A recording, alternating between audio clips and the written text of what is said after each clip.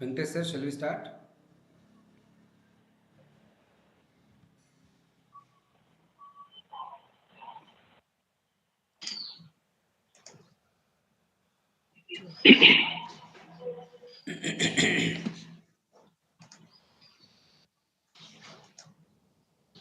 Venkatesh sir, can you confirm about the Yes, another judge?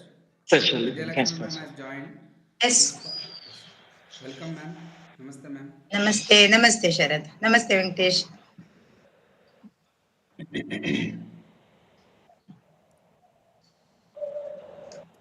Sir, Sapna madam join ಆಗಿದ್ದಾರೆ.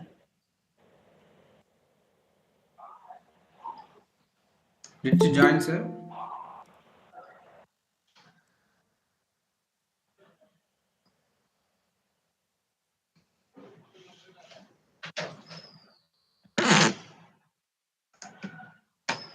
Video.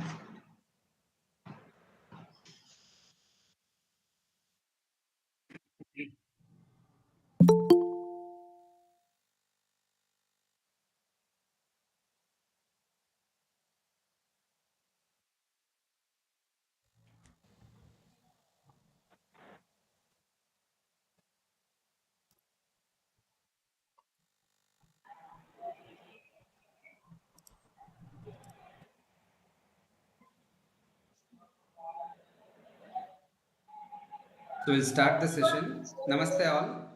Myself, Dr. Sharad Kumar M, working as Assistant Professor in the Department of Samhita and Siddhanta in SDM College of Ayurveda Hassan. So I will be the moderator for today's session. And so we are presenting national level seminar on Ayurveda, Trichology as well as Cosmetology, and it is named in the memory of late Vaidyaji Srinivas Acharya sir. So the name of the seminar is Punarvasu, and we have PG session today. So before starting, I request coordinator of today's session, Dr. Venkatesh Gowda sir, Associate Professor in the Department of Samhita and Siddhanta from MRN Ayurveda Medical College, Bagalkot, to welcome the gathering and for the welcome speech. Over to you, sir. Thank you, Dr. Sharad, sir. Good afternoon, one and all. Om Shri Gurubhyo Namaha. Om Shri Dhanvantari Namaha. Today we all are gathered here to celebrate the Charaka Jayanti by conducting a national level seminar or workshop on trichology and cosmetics named Punarvasu. So for that we are conducting the presentations for faculty as well as PGs. So today we are witnessing the paper presentation for PGs session 3. So for that, I welcome the two esteemed guests and the judges, Dr. Vidyalakshmi Madam, Associate Professor, Department of Ayurveda Samhita Siddhanta and Sanskrita, SDM College of Ayurveda Udupi, and also Dr. Sapna D, uh, Associate Professor, Department of Samhita Siddhanta and Sanskrita, Sharda Ayurveda College, Talapadi, Mangalore. So before going to that, let me introduce our today's judges. Firstly,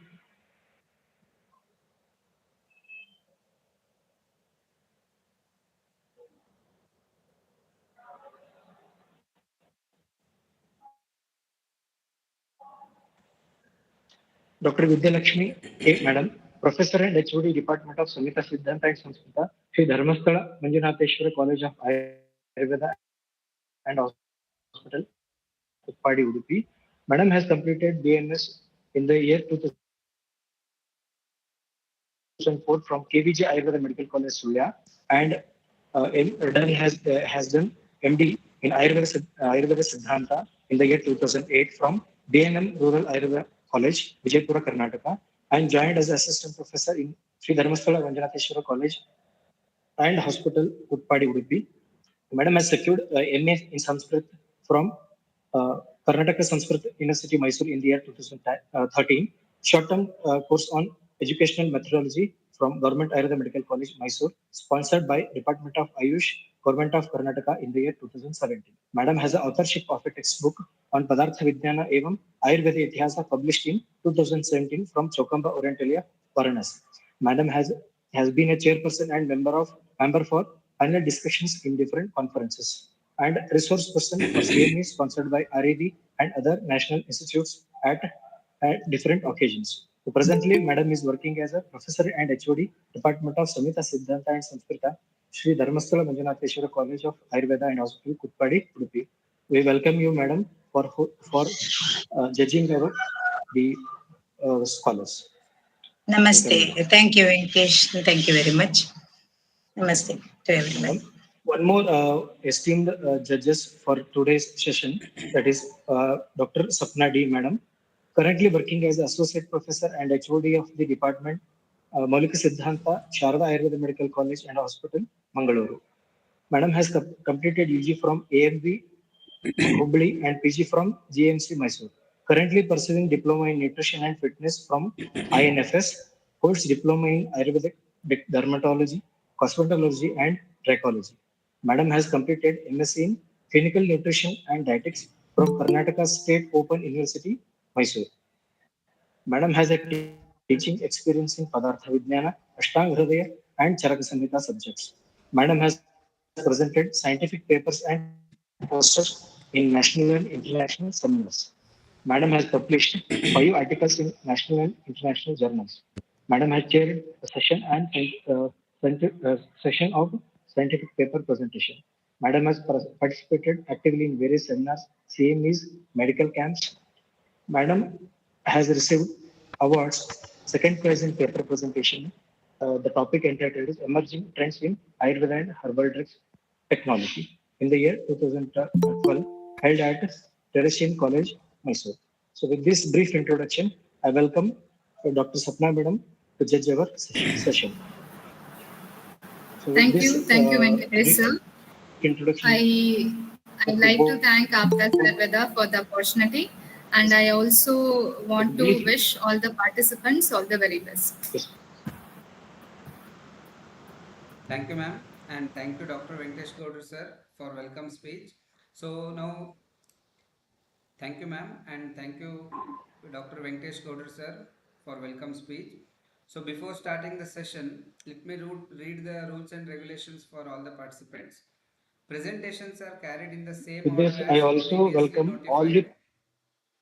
Presenter must be ready. participants to Presenter must be present ready well with their presentations and must your present in your turn. Time limit topic is 4 plus 2 minutes. before the judges. All the best. Over to you.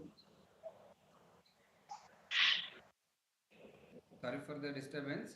So once again, we'll read the rules and regulations for all the participants. Presentations are carried in the same order as previously notified. Presenter must be ready with their presentations and must present in your turn. Time limit is 4 plus 2 minutes. Strictly adhere to the timings. If time exceeds, the presenter will be muted.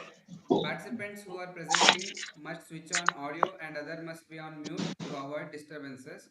So once again, I request everyone, if you are using laptops for sharing your screen, then you have to select entire screen option or else your PPT slides won't be moving. And if you are using mobile for sharing the screen, then you have to switch on the auto rotate options or else the PPT might look in the portrait mode. So with these rules and regulations, let's start the first presentation of today. So I request Dr. Aishwarya Katara from Vaidya Yagyadat Sharma Ayurved Mahavidyalaya Khurja, Uttar Pradesh.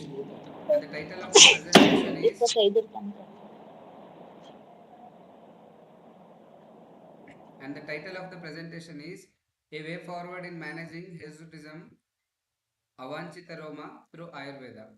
Over to Dr. Aishwarya Katara.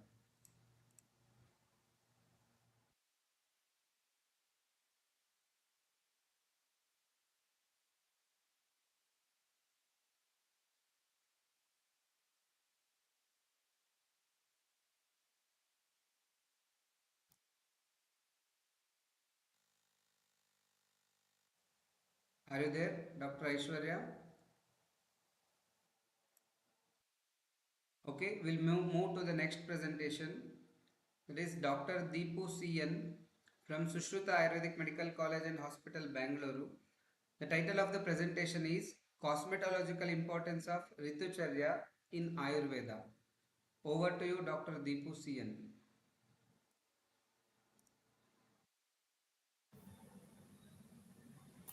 Dr. Deepu, please share your screen.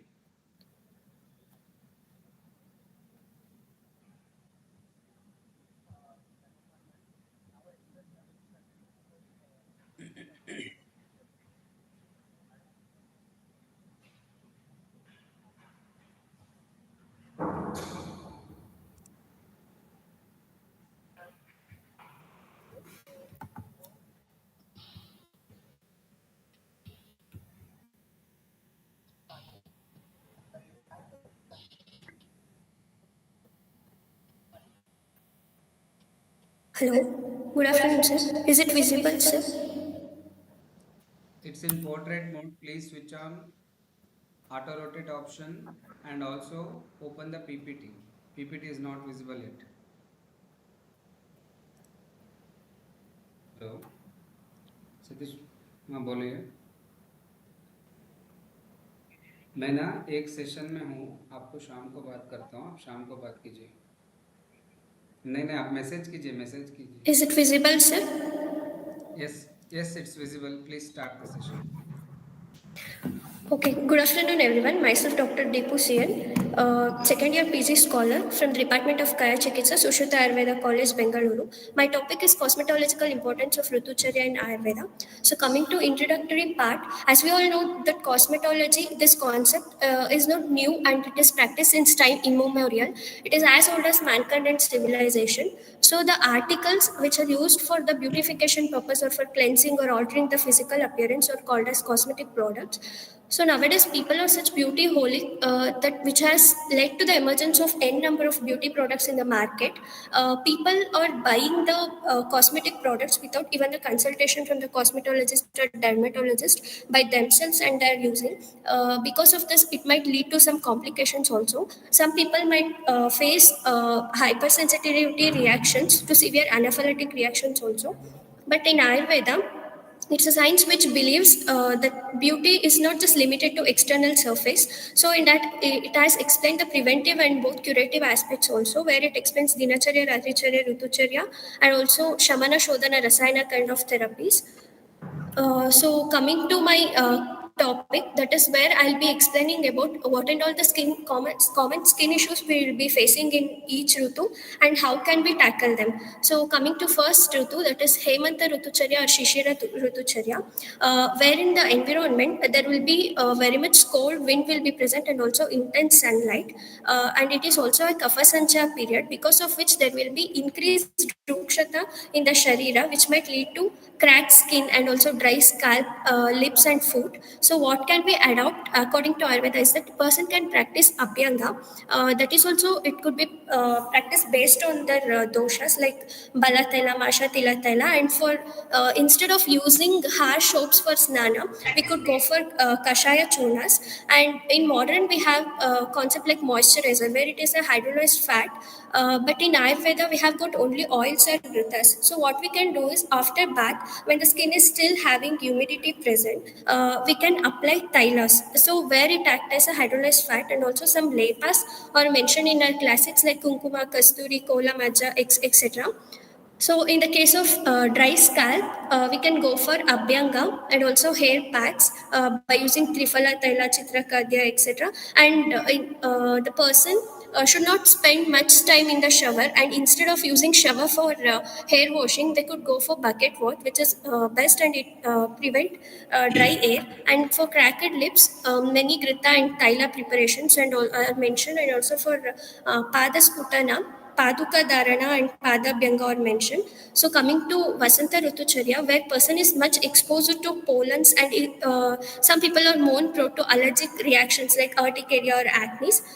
So as it is a Kapha Prakopana Kala, person could go for Vamana Nasya, and many lepas had been mentioned. And here are some formulation that can be adopted in case of urticaria, and also for in case of mukha dushika. If the dosha is in more prakopavastha, we could go for vamana nasya, and also if it is not prakopavastha is not more, the person could go for lep application. So next, coming to Grishma Rutucharya or Rutucharya, where the scorching sun is present, what we can see is tanning of the skin. So there we could go for Venga Chikitsa, where many lepas like Arjunatvak, Rakta Chandana, Mandishta, Shalmali Kantaka lepas and many tailas had been explained. Along with that, we could go for Chatradharana. And one more problem what people face in Grishma Rutucharya or Sharad Rutucharya is increased or excessive production of sweat. In case of hyperhidrosis, we can go for Panchatiktaka Gruta.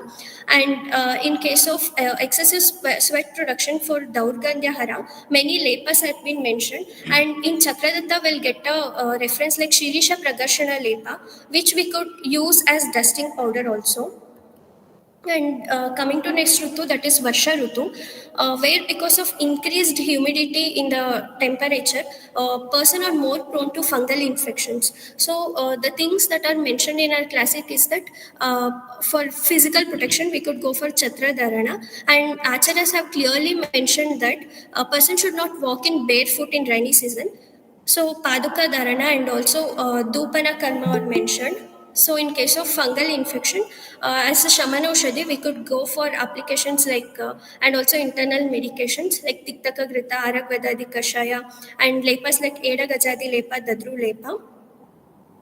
So coming to discussion part, many people instead of using so many cosmetic products, they could face so much complication and they're more prone to various skin ailments also. But Ayurveda has seems to overcome such limitations where it explains the concept of Loka Purusha Samya Siddhanta because of the Panchabhautikatva nature of the universe and also Sharira, where the similar characters are present. As there is changes in the environment, similar changes are observed in our Sharira also. So because of that, by practicing the concept of Rutucharya, proper ahara and vihara, whatever explained in our seasonal regimens, person could prevent and also treat the various skin conditions according to different seasons. So these are the references, and thank you.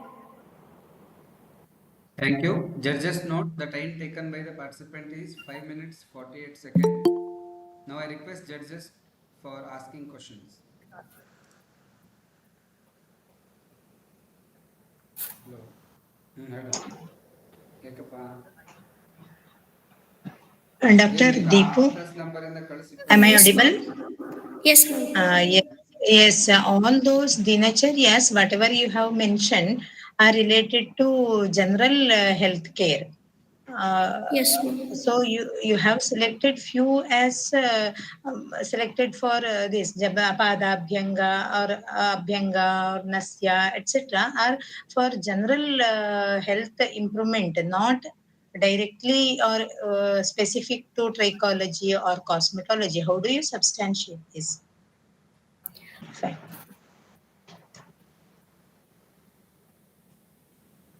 Any other question, judges?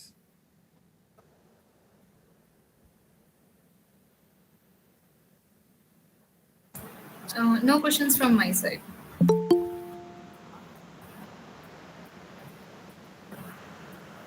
Okay, ma'am. We'll move to the next presentation. Okay, sir.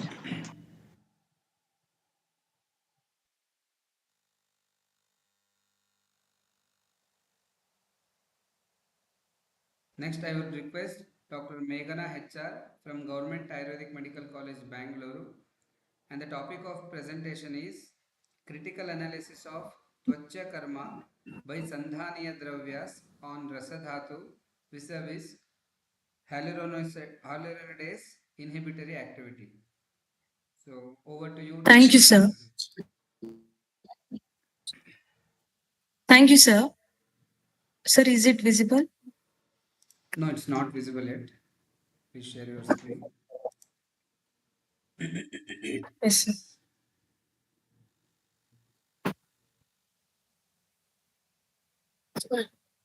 Yeah. Sir, I couldn't share.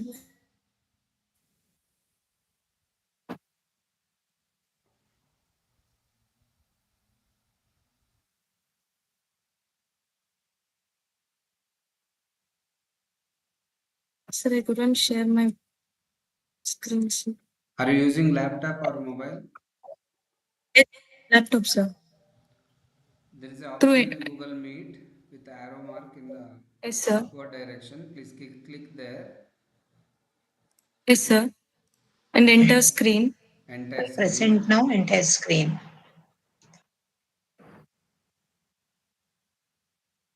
After clicking on entire screen, you have to select the box which will be shown.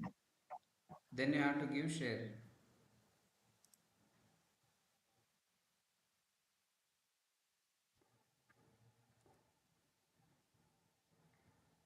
So no, sir. Okay, we'll move to the next presentation. You please be prepared after that. Yes, sir. So I request Dr. Bhagya Shahji, SDM College of Ayurveda Hospital and Research Center, Udupi, and the title of the presentation is Vataja Oshta Roga with special reference to exfoliative cheilitis, a case study. Over to you, Dr. Bhagya Shahji.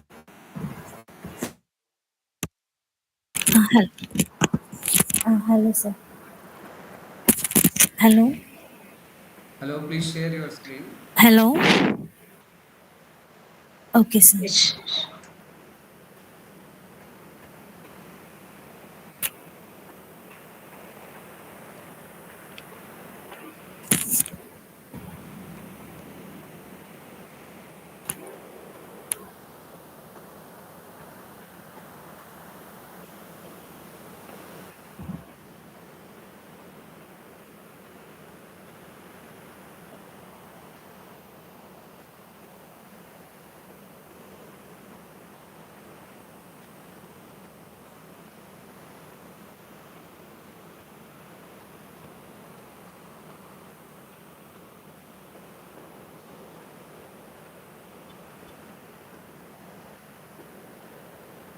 Hello, Dr. Bhagya. Hello. Please share your screen. Hello, sir. I'm trying, sir. And rest of the participants, Okay, we sir. Okay, see sir. these I'm technical trying. issues. Don't waste time of our judges. So please be ready with your presentations properly. Sir, which option I should? Dr. Shrikala, are you ready?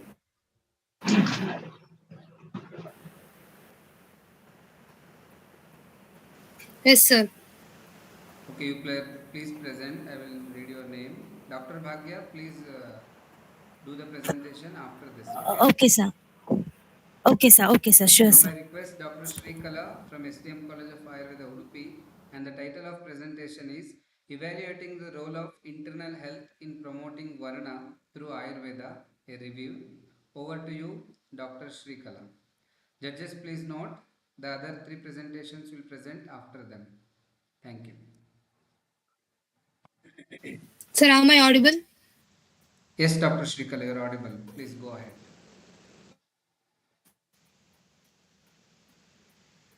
Is my slides visible, sir? Yes, Shrikala, it's visible. Yes, sir. Thank you.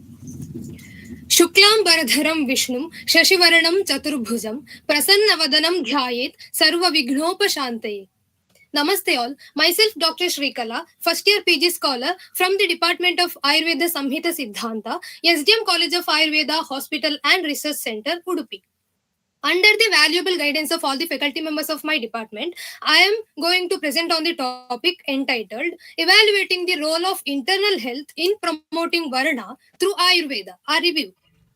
Varna Utpatti takes place at the Garbhadhana Kala and which continues to be there throughout the life. Acharya Charaka in Jati Sutriyam Shariram Adhyaya explains Homa Vidhi followed by Putra Varnanurupa Shayanasana Pushpadi Parichada usage during the Maithuna Kala.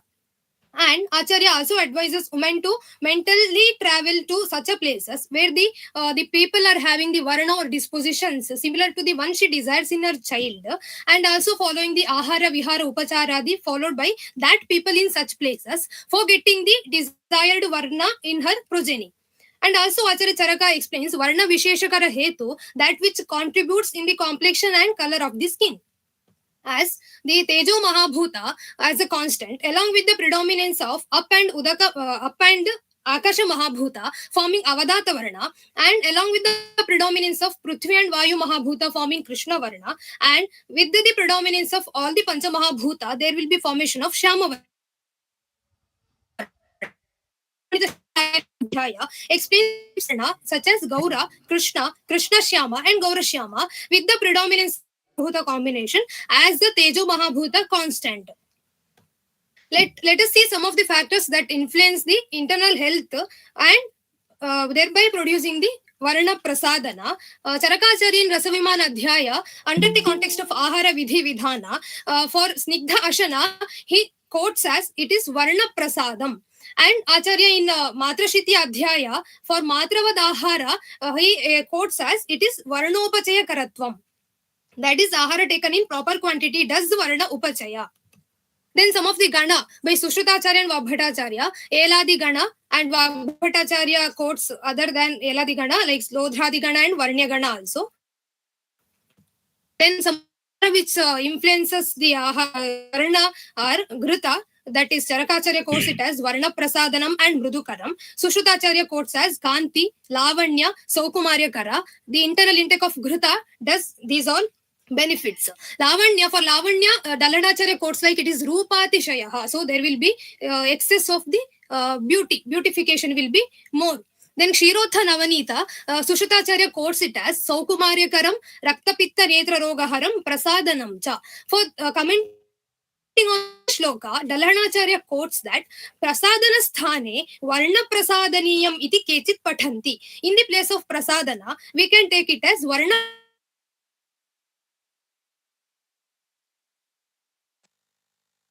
Karma, Sushrutacharya quotes as Tvak Prasadanam, Mardavakaram and Varnakaram. For that, Dalanacharya quotes like Tvak Prasadanam Abhyange Bhojanecha. Internal intake of Tila Taila produces Tvak Prasadana. And Varno Gauradihi. Varna is nothing but Gauradi Varna, that is explained by Sushrutacharya in the context of Varna Utpatti. Then Tila, Madhya, Mamsarasa, Tittiri, Gugulu, these are all having Varnya property. Then Charakacharya in Rasayana Adhyaya, while explaining the benefits of Rasayana Karma, quotes as Prabhavarna Swaraudaryam Dehendriya Balamparam Vaksiddhim Pranadim Kant Labatena Rasayanat. There will be Prabhaudarya, that is excellence of Prabha, and Varnaudarya, excellence of Varna and Kanti. For that, some of the Rasayana formulations are also having these properties, such as Savana Prasha, Amalaka Ghrita, Aindra Rasayana, Dvitya Brahma Rasayana, etc. Charakacharya in Vajikarana Adhyaya quotes Vrishya Ghrita and Vrishyo Daghirasa Prayoga as Varnya. Then coming to the factors, some of the factors that influence the Varna Nasha, that is Vagbhata Guna as Tvagdosha Krit. In Matrashiti Adhyaya, Acharya quotes Hina Matra Mashanam Varnopaghata, that is, the ahara taken in lesser quantity does Varna Nasha. Then in Annapana Vidhyadhyaya, he quotes Rukshahara Guna as Karoti Ruksham Balavarna Nasham Tvagrukshatam. That is, there will be Varna Nasha as well as dryness of the Tvak. Coming to the conclusion, extensive external applications without the consideration of internal health would not fetch long-standing results. Hence, internal health obtained by measures such as ahara, some of the dravya, etc., reflects on skin by promoting one's varna. Dhanyavadaha. Thank you. Judges note the time taken by the participant is 5 minutes 7 seconds. Now over to questions.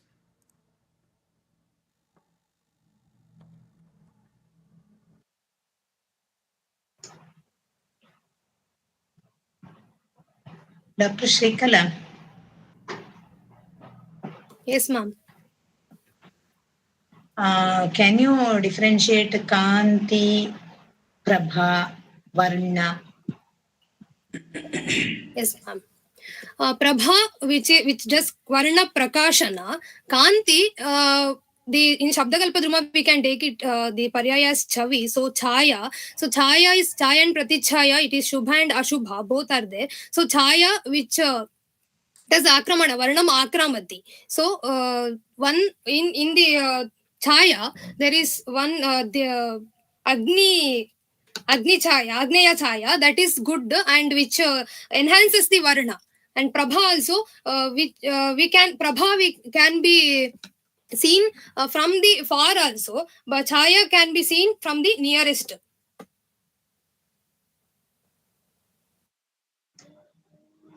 Okay, then Varna, Prasadana, etc. Ganas are there, no? These ganas, how do they help internally? Ma'am, when Do we we take it internally as kasha,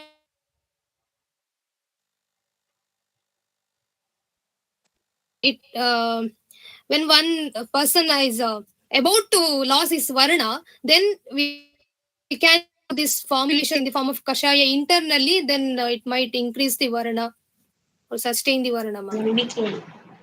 Okay, mine is over, sir. Sapna madam. Meghna ma'am. So my question is, when we are talking about varna, so it means the varnya dravyas which you have mentioned, they will be reducing the tone of the color which a person is already having, or the tone will be the same, but the glow or the complexion will be enhanced there.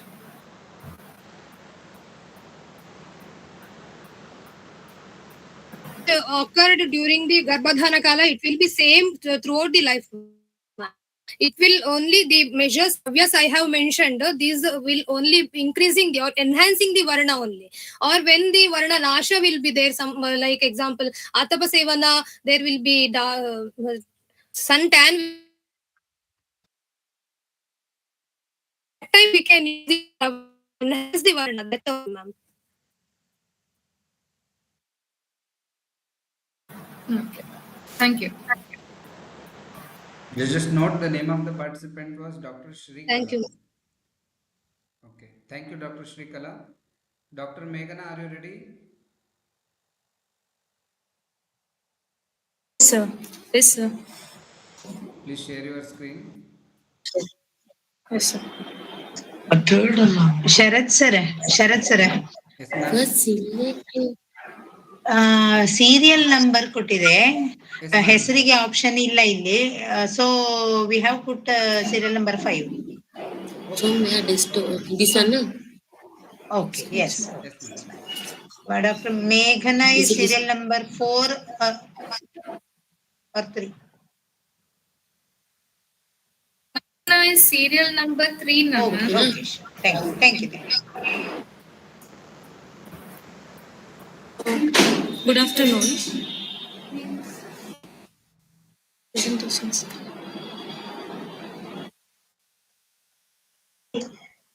Yes, sir. Good afternoon, sir. Is it visible? Yes, Meghana, it's visible. Yes, Can you please, please please. move the slides? Yes, sir.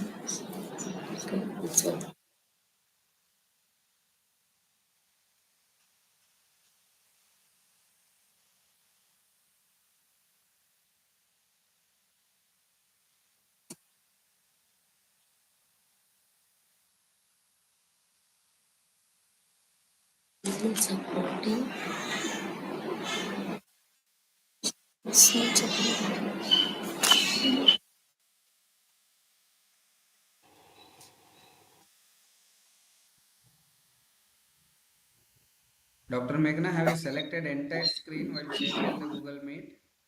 Yes, sir. Can you please go to the slideshow icon there?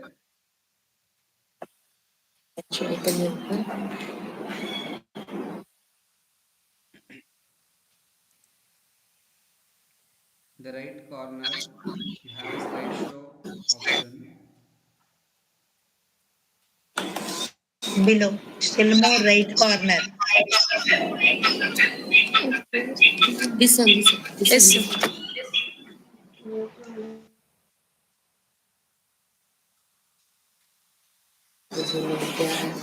No, sir.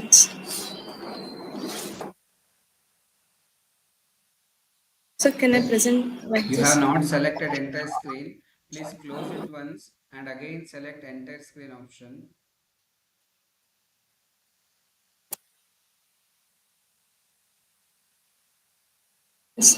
First, you have to close and select entire. Close, select entire screen. They not give entire screen here. Window. Entire screen. Yes, sir. Hide.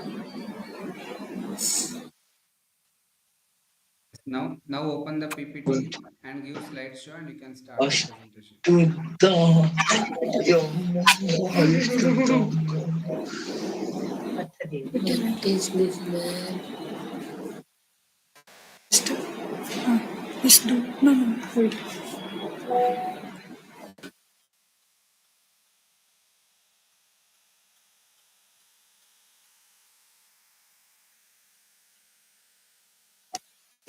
Yes, request you can start the presentation. Yes, sir. It was visible. Please give slideshow. Okay. Good afternoon, everyone. I'm Dr. Meghna from Draviguna Department, third year PG scholar from Government Ayurvedic Medical College, Bangalore. Today I'm going to discuss about critical analysis of Tvacha Karma by Sandhaniya Dravyas on Rasadhatu vis-a-vis hyaluronidase inhibitory activity. Aim of the study is to explore Sandhaniya Dravya, which has a specific action on Rasadhatu, to carry out critical understanding of Sandhana Karma at the level of Rasadhatu and role of hyaluronic acid on skin elasticity and flexibility, to know the potential of Sandhaniya Dravya in hyaluronidase inhibitory activity. We know that Poshanamsha of Tvak is derived from Rasadhatu, hence Rasadushti directly influences Tvak. According to Dallana, Tvaksara is Rasasara. Rasa means the Tvak residing in the skin. For the maintenance of Tvacha, we need to use the dravyas which has processing the karmas like Sandhaniya, Rasayana, Varnya and Tvacha, which helps to maintain and repair the damaged skin cells. So generally we'll think Sandhana Karma is Bhagna Sandhana. But here Sandhana Karma is not only refers to Bhagna Sandhana, we have to attribute on different level of Dhatu. I'm concentrating here on Rasa Dhatu. Sandhana has a synonyms like Samhati, Sanyojana, Samhanana, Sangatana, which means union, joining, combination, restoration, repair, and maintaining the integrity of body parts. So, Sandhana Karma at the level of Rasadhatu can be understood as Tvacha Karma, which may be correlated to nourishing and maintaining the skin tone and elasticity. Some of the pharmacological activities for Sandhana Karmas are antioxidant, anti-hyaluronidase, anti-tyrosinase, anti-aging, and anti-wrinkle. According to modern terminology, the inevitable intrinsic skin aging is due to decline of collagen, elastin, and hyaluronic acid. Here, hyaluronic acid plays important role in the skin aging. Let us discuss on hyaluronic acid. Hyaluronic acid is a chief compound of extracellular matrix. It found throughout the body. 50% of total hyaluronic acid is present over the skin. So, due to its anionic property, it attracts water to swell and provides structural support. And it will helps to counteract aging by replacing lost volume and increase collagen production. Initially, hyaluronic acid is more predominant in our skin. As time goes on, hyaluronidase enzyme will be there. It will be start to break down the hyaluronic acid. Then there will be the presence of wrinkle formation. So, hyaluronidase is an enzyme that will break down the hyaluronic acid. These are the some examples of Sandhana Dravya which have a specific action on hyaluronidase enzyme. For example, first one Estimadu, even though it is having Sandhana Karma, due to its having component like glycerin and flavonoids, it helps to inhibit the enzyme called hyaluronidase enzyme. Second is Lajjalu. It's a Sandhaniya Dravya. It helps to, due to its antioxidant property, it helps to inhibit hyaluronidase enzyme.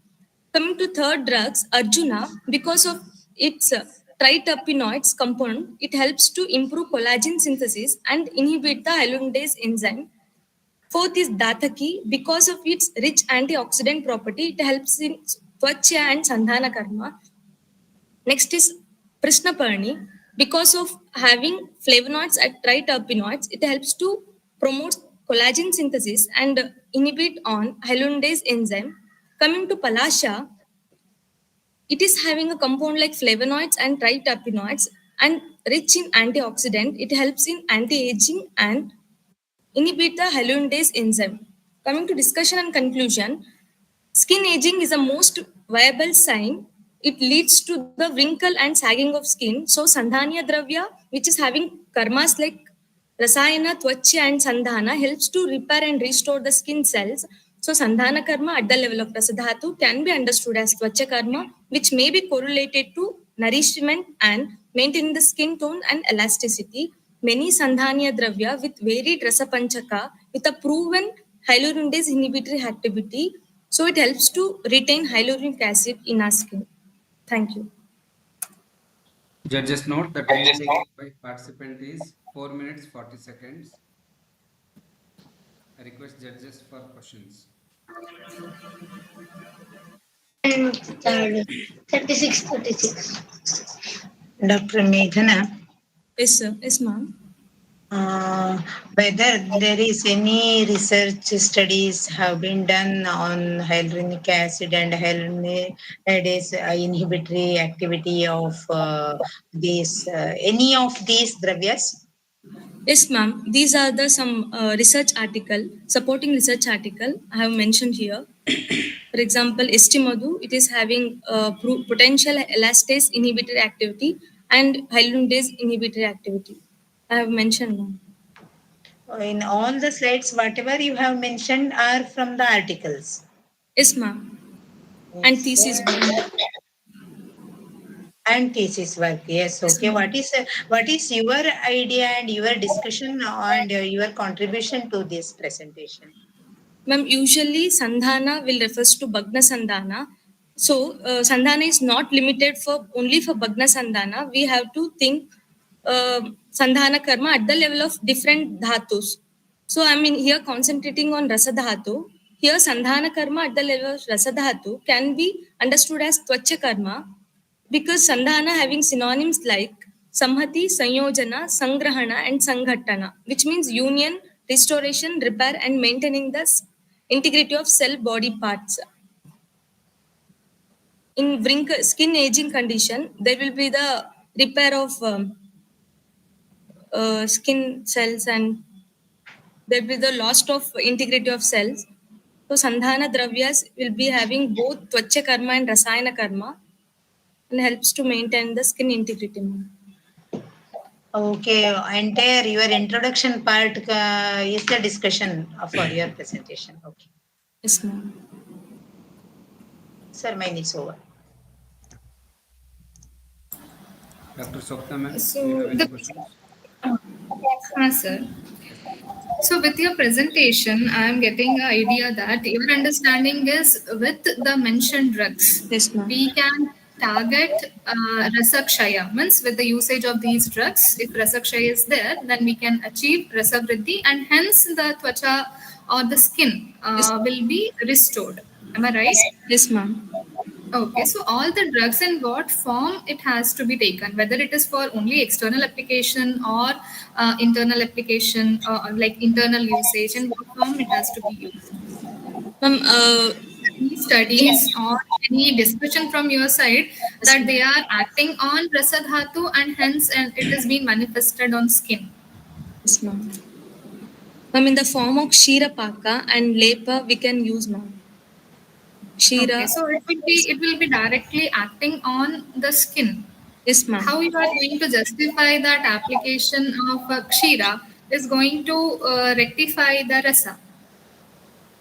Ma'am, for application purpose, we can use Lepa form with the proven research articles. Yeah.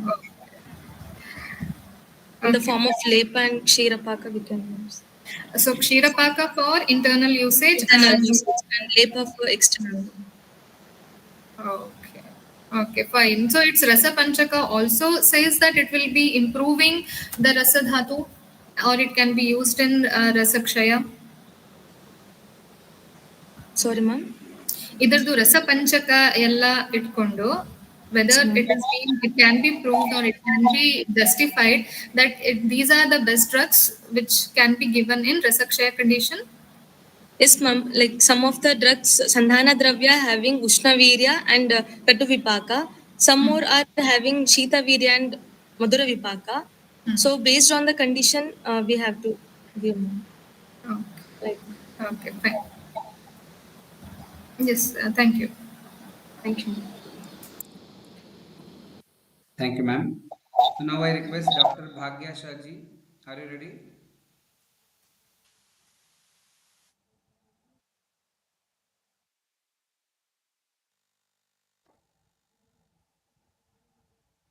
Dr. Bhagya.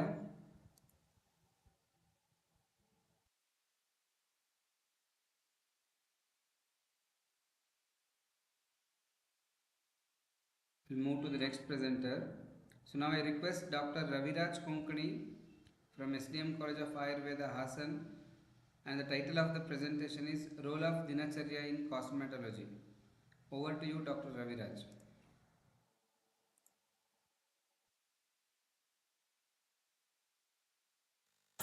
Sir, this is presentation number 6, right? Yes, madam.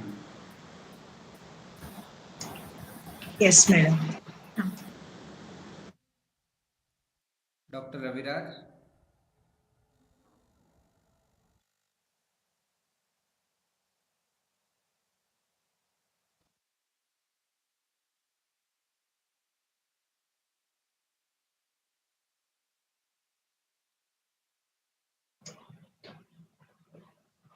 Dr. Raviraj, unmute yourself.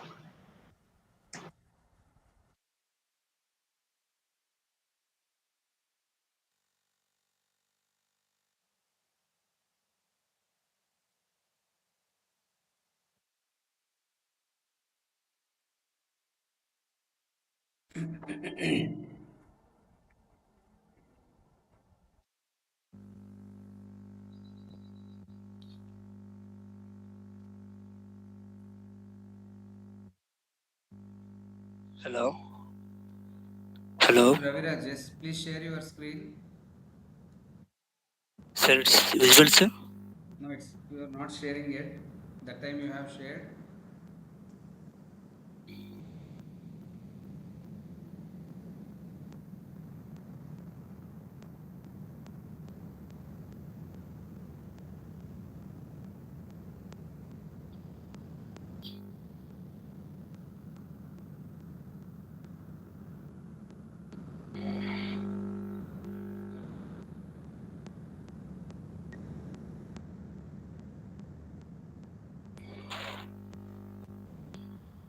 Sir, it's visual.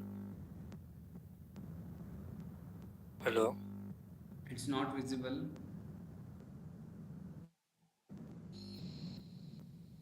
You have shared initially, but you have closed again.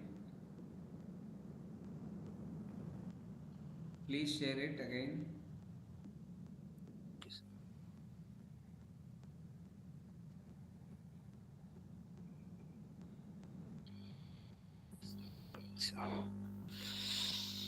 And other participants, please see these kind of technical issues priorly, or else you are taking time of our judges as well as organizers.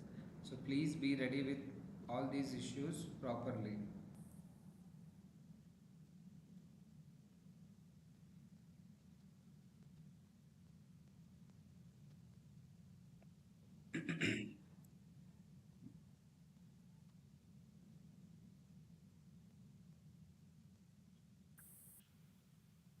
Is it visible, sir? Yes, it's visible. Hello. It's visible. Please start your presentation.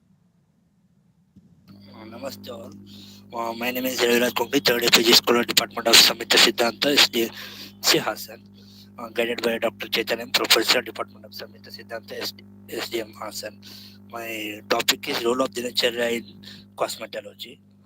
Introduction: beauty is often involving an interpretation of some entities being in balance and harmony with many lead many lead to feeling of attraction and emotional well-being. Ayurveda is not only for the part of life, but also important given to the cure the Vyadi and also the Deha and Manas. Now we shall discuss with how the nature will help in the cosmetology. First one is Brahma Muhurta. Brahma Muhurta Utkrishte. Now we can advise the layperson at least get up in at 6 a.m. It will maintain the Agni and immediately it will help in the Varana. Next, Vyayama. Vyayama, by doing the Vyayama, muscle will get the relief and nourishes the whole body. Next one is Gandusha. It provides the firmness to the teeth and removes the stiffness of the mouth. We have to advise them to use the Taila, Madhu, etc. Next one is Abhyanga. Doing the Abhyanga, it gives the pleasure to the body and mind and gives the good luster to the skin and improves the complexion of the uh, body. Example is Bala Ashwagandha, it will maintain the body. Next one is Udvartana. Udvartana is in its look I clearly mentioned about the Varna. It will help the Tvash Prasadana and it also gives the uh, fresh fresh brilliance to the. Next one is Dantadhavana. Uh, uh, uh, if a teeth is good, look facial clears. We can tell them as the Ayurvedic toothpaste. Example, Aruna the commentary mentioned that Triphala, Trikadu, Chridachada, Kushta, and Akshudra. It has no expiry. Next one is Snana. Snana also maintains the improves the Deepana and removes the Kandu Prashavana. If Deepana is good and Varna will also get. Next one is Lepa. Applying to the Lepa to the face, you will increase the complexion of the face. Example like you can tell them as a estimadu plus Tandurolaka, it will remove the rukshata of the uh, face. Anjana, we apply the Anjana, it looks good eyes and it improves the eyesight also. It's how the moon shine in the sky. The in face eyes also look shine. Next one is Nasya. Nasya is mm,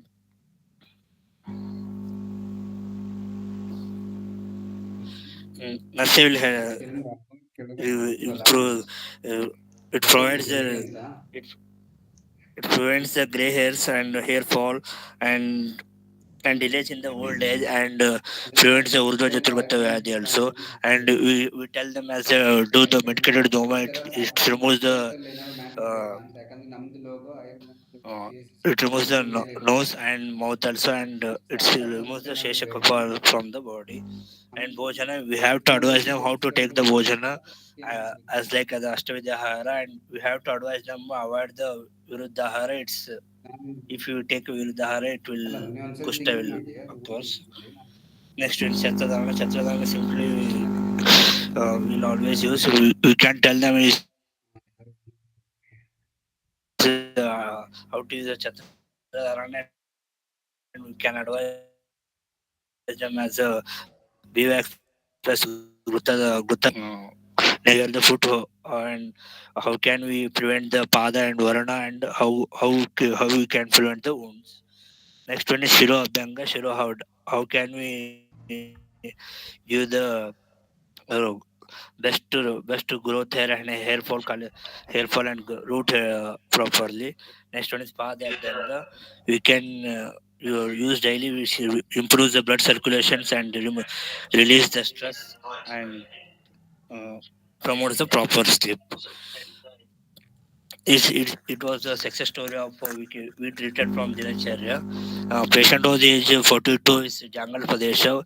The patient having a cracks of in heel from 1 year. He shown many Ayurvedic as plus as allopathy hospital, but he didn't get relief.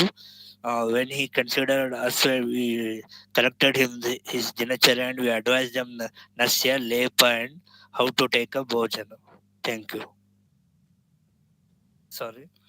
Now, cosmetic is a cosmo cosmetic industry is growing day by day. Day by day, technologies and industries are in the peak level of it as a parallel to his is the side effect of the cosmetic production carrying the world towards the like then the world looking forward towards the Ayurveda traditional view of lifestyle as a dinacharya. It's now our time to um, in, convey them how to follow the dinacharya and how we can introduce our products to layman persons. Thank you. Time taken by participants is 6 minutes. So now I request judges for questions. 8 Dr. Raviraj. Yes, ma'am. Yes, whatever you have presented was selected directly from the Brihatrayis and compiled it. What is your contribution to this seminar? Actually, these presentations are being done to get contributions from the side of presenters. So, what is your contribution to the listeners? I'm trying to convey them how can we best how, to the layman person to use the Ayurvedic products as well as dinacharya. Okay, whatever mentioned here, you are conveying directly to the civilians to follow this. That is Yes, your ma'am. contribution to this presentation. Okay. Yes, ma'am. As well as use the Okay. Ayurvedic product as more. Okay, then you have mentioned one case presentation. It would be better if you would have taken the case presentation itself either or the dinacharya itself.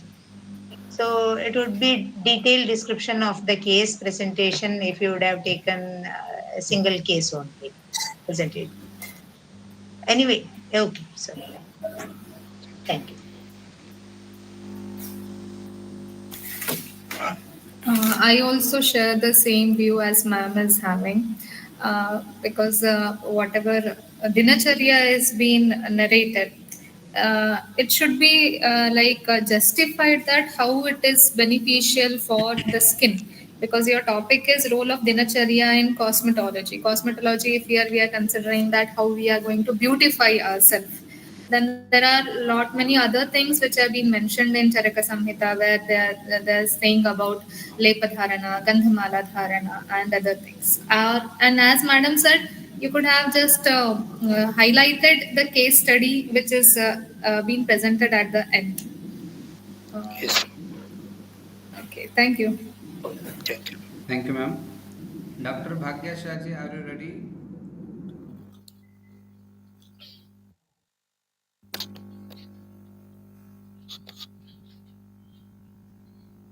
Hello, yes, sir, I'm ready.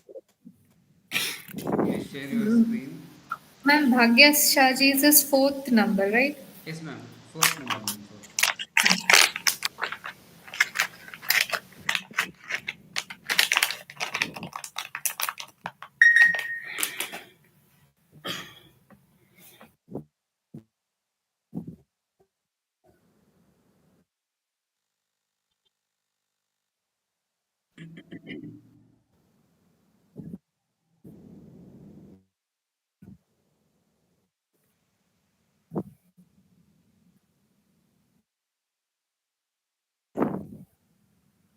Dr. Bhagya,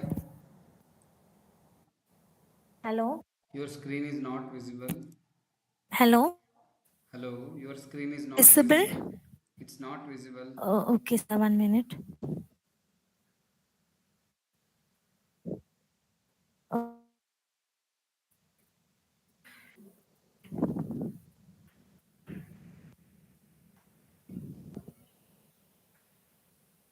Okay, Bhagya, you present in the end of the session. Your screen is not visible okay, sir, anymore. okay, sir. So I request Dr. Sabia sir. Kausar from Taranath Government Ayurveda Medical College, and the title of the presentation is Cosmetology in Ayurveda, a natural approach to beauty and wellness. Over to you, Dr. Sabia. Yes, sir. Yes, sir.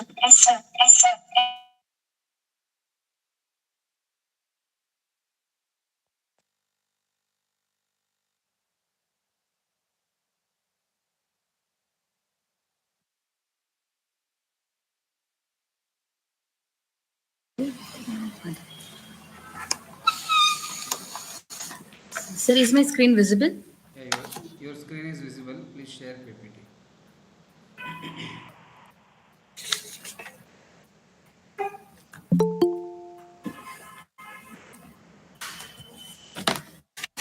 Good afternoon, everyone. Myself, Dr. Sabia Kausar, third year PG scholar from the Department of Rasashastra and Vaisajya Kalpana, Tarnath Government Ayurvedic Medical College, Ballari. And topic is Lepa Kalpana in Cosmetology with special reference to Savarnikarana of Ranavastu. Like coming to the introduction part, like we can see the cosmetic disfigurement, which is caused by the discoloration of the skin, like which is having the greater impact on the individual's health. Either it may be the psychological or the social, anything it may be, especially when the lesions are present on the face and the exposed parts of the body. Like for this, we can find the many modern treatments, it may be either the surgical excision, steroid injections, laser surgery, cryosurgery, or the chemical peeling. Despite of all these advanced surgical options, apart from this, we cannot find the satisfactory results because of their adverse effects and the rate of disease reoccurrence. So our acharyas effectively describe about the Savarnikarana of those discolorations. Like coming to the absorption mechanism of the lepa in the Ayurvedic part, going to the anatomy, like when the drugs are applied through the lepa, it is entering into the Romakupa. Then after that, it is absorbed to the Svedavaha Srotas and then the Siramuka, and finally it is getting the therapeutic action there. By this, the blood circulation is improved and the Stanika Srota Avarodha is been removed. In the physiology, like when the lepa is been applied, the minute particles are going to penetrate into the skin. Then the Upashoshana property of the Vata, that is mainly the Samana and the Vyana Vayu, are going to help in the penetration and the absorption of the medicaments. Then the Prajika Pitta metabolizes the drug due to its Ushna Guna, and after being absorbed, the drug is going to act upon the Virya or the Prabhava. Then coming to its modern action, that is when the drug is applied, that is a dissolution and release of the drug from the formulation occurs. Then the drug is going to be partitioned into the stratum corneum. Then it is going to be diffused through the intercellular lipids, then through the epidermal layer, then the dermis. And finally, through the capillary vessels, it is going to achieve the systemic circulation. Like the different medias which are explained in our classics, before the lepas have been prepared, like first they are going to be prepared by using the various medias like swarasa, kvata, gruta, taila, godugda, like according to the condition it has been prepared, like it plays an important role. So these medias, they have a supportive role in increasing the efficacy of the formulation. It is also observed that mainly the oleaginous media, that is the gruta, is the most commonly used, and it is having the better penetration of the skin, thereby it enhancing the bioavailability and the local application. Like we can see the majority of the oleaginous preparations, though they are having the better efficacy, but their acceptability is very less because of the greasy nature and the peculiar rancid odor which are entering to the skin. Because of this, it is having a drawback. So addition of some antioxidants and some preservatives may enhance the activity. Nowadays, we can see the many of the Ayurvedic creams or the ointments or the gels have been prepared, which is overcoming the problem of the pharmaceutics. Then mainly the skin barrier. The main disadvantage of the transdermal drug delivery is the stratum corneum. It is acting as a hindrance for the application of the drugs. So one of our approaches is the preparing of the skin penetration enhancers, like mainly the vesicular systems or the liposomes or the neosomes. In modern part, we can see the ethanol, like which is acting as an efficient permeation enhancer, which is added in the vascular systems. Similarly, in the Ayurvedic part, we can find out some some of the alcoholic preparations have been incorporated into the various lepas, like as kanji, it may be arasura, tushodaka, saviraka, etc. And also the concept of the neosomes also we can see, like it has been compared to the shatadhauta gruta, and also the media like gomuta, which is having the urea, which is a potent penetration enhancer. So our modern pharmaceutics is exploring many ointment, liniment, lotions or creams, etc. Like Ayurveda too is not lagging behind. They have developed the lepa in the form of churna, kalka, rasakriya, etc.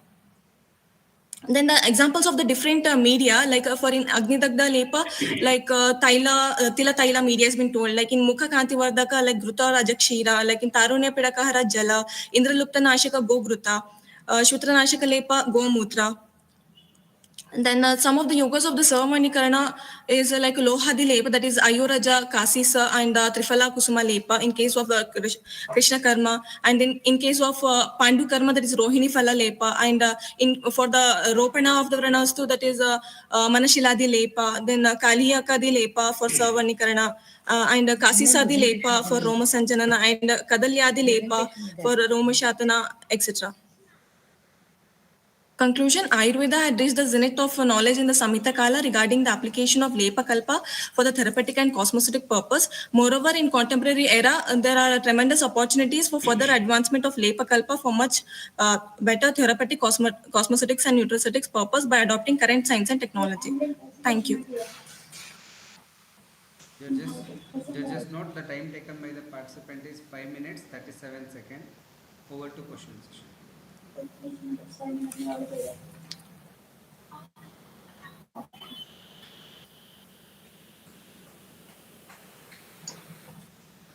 Dr. Sabia. Yes, ma'am.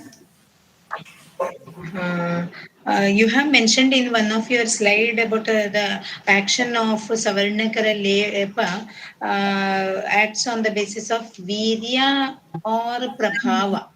So either it is Virya or Prabhava or both, or can you give the example for the action by Virya as well as Prabhava?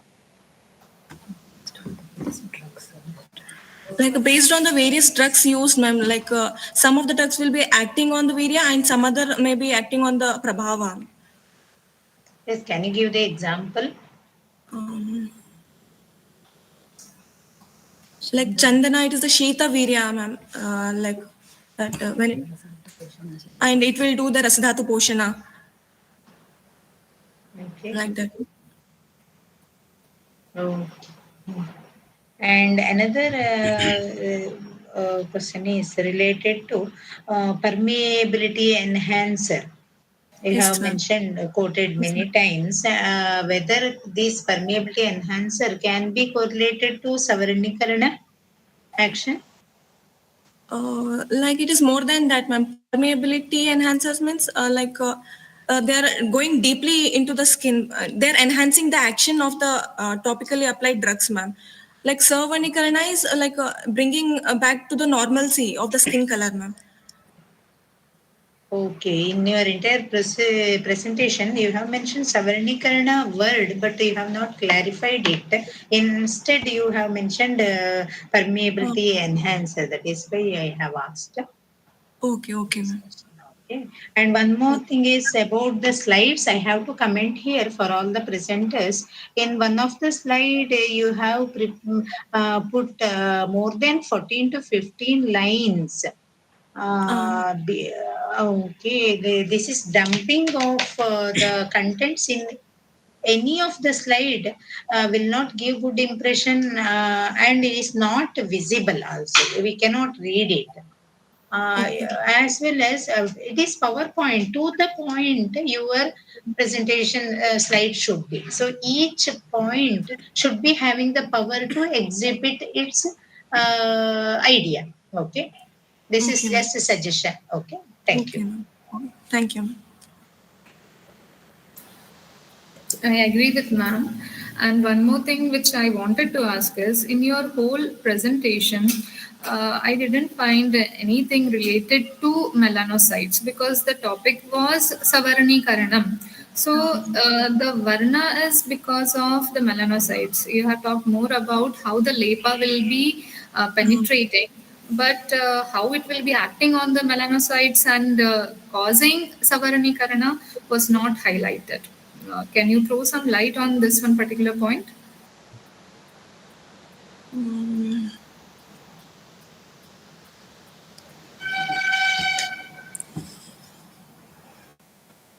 Mm.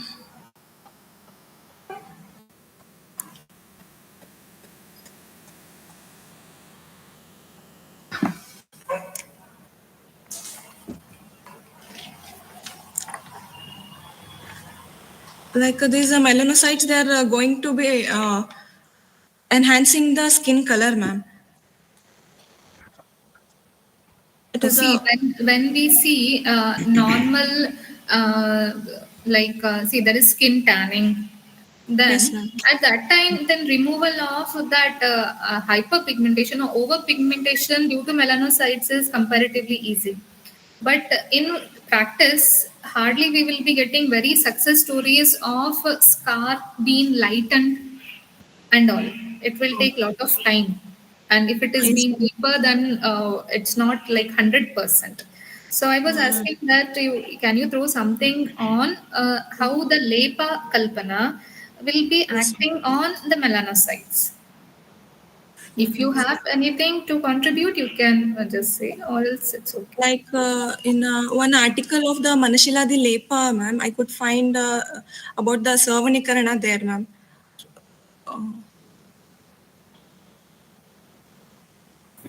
Okay, fine. Thank you. Okay, okay, thank you, ma'am. Thank you, ma'am. Next, I request Dr. Swarna Vai from Taranath Government Ayurveda Medical College and Hospital, Bellary. And the topic of presentation is Dinacharya in Cosmetics. Over to you, Dr. Swarna. Good afternoon, everyone. Myself, Dr. Swarna, from Department of RSBK from Taranath Ayurveda Medical College, Bellary. Today, I am here to present on the topic Dinacharya in Cosmetics.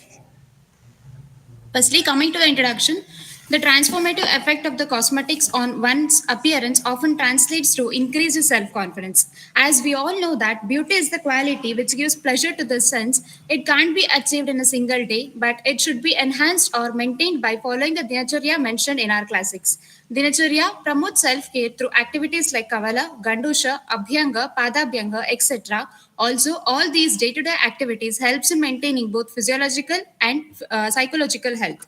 Coming to the first dinacharya, that is Abhyanga. Abhyangam acharet nityam sa jarashrama vataha drishti prasada pushti ayu swapna sutvak dhadyakrit. That is, it is explained by Ashtanga and Sutrasthana. Like, we will know how the Abhyanga helps in maintaining the skin health. Firstly, the Dravya, with the help of the Brajaka Pitta, Dehagni, and Virya of the Abhyanga Dravya, it reaches the deeper layers of the skin. After that, it reaches the deeper dhatus via Tire Gata Dhamanis, and via Tire Gata Dhamanis, as the Nabi being the sthana of the Agni, it enhances the Agni and hence helps in Ahara Paka Kriya, which results in Tushti Prasada, Pushti, and Dhadyakrit. Via Urdhvagata Dhamanis, it reaches the Hridaya. After reaching the Hridaya, it causes the Rasadhatu Pushti, and following that, Uttara Dhatu Pushti will happen, leading to Sutvak, Jarashrama Hara, and Ayu Pradhana. Abhyanga, while after doing the Abhyanga or while doing the Abhyanga, it gets connected with a Tvak, that is Sparshanendriya, and it stimulates the Manas, leading to the Nidra Prabodhana and Sukha Sukha Sparshajnana. Abhyanga directly affects on the epidermis and influences the keratinocytes and melanocytes, which are responsible for the color and complexion of the skin. As we all know that hydration is most important for the skin health, Abhyanga, it helps to maintain the elasticity of the skin. As I said, it is water or the hydration is much important for the skin health.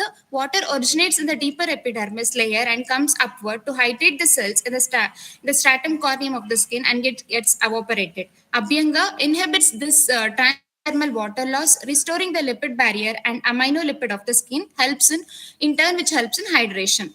And some of the examples which are mentioned by our classics acharyas are like Eladi Taila for the Varnya and Kandu Pidaka Kota Nashana, Nalpamaradi Taila, Varnya and Visarpa Kushta. And in Kunkumadi Taila, it has been mentioned that Saptaratra Prayogena Bhavit Kanchana Saniva and Manjushari Taila for the Varnya. Next, by Abhyanga, there are the amino acids like a tryptophan, which increases in blood. In turn, increase in tryptophan, there will be an increased neurotransmitter serotonin. Also, by doing the Abhyanga, the friction and the pressure, due to the friction and the pressure, there will be an action potential generated. By that, there will be a production of the acetylcholine also. And through this combination of the serotonin and the action potential generated, there will be a pleasant and a calming effect over the individual. Like this, the Abhyanga helps in maintaining the manas as well as the skin health. Next, coming to the Padabhyanga, Karatvam Stabdatam Rauksham, Shramam Suptischa Padayoho, Sadhya Evopashamyanti, Padabhyango Nishevanat, Jayate Saukumaryam cha, Balam Stairyam cha Padayo, Drishti Prasada Labhate, Marutascha Upashamyanti, Nacha Syat Gridrasivat, Padayo Sfutanam Nacha, Nasiras Nayu Sankocham, Padabhyangena Padayo. Nowadays, we usually hear the pedicure, manicure, all this due to the cosmetics. If we follow the Padabhyanga, which helps in removing the hardness, roughness in the feet and prevents the cracking of the feet also, there will be no need of going to the pedicure, manicure in the long run.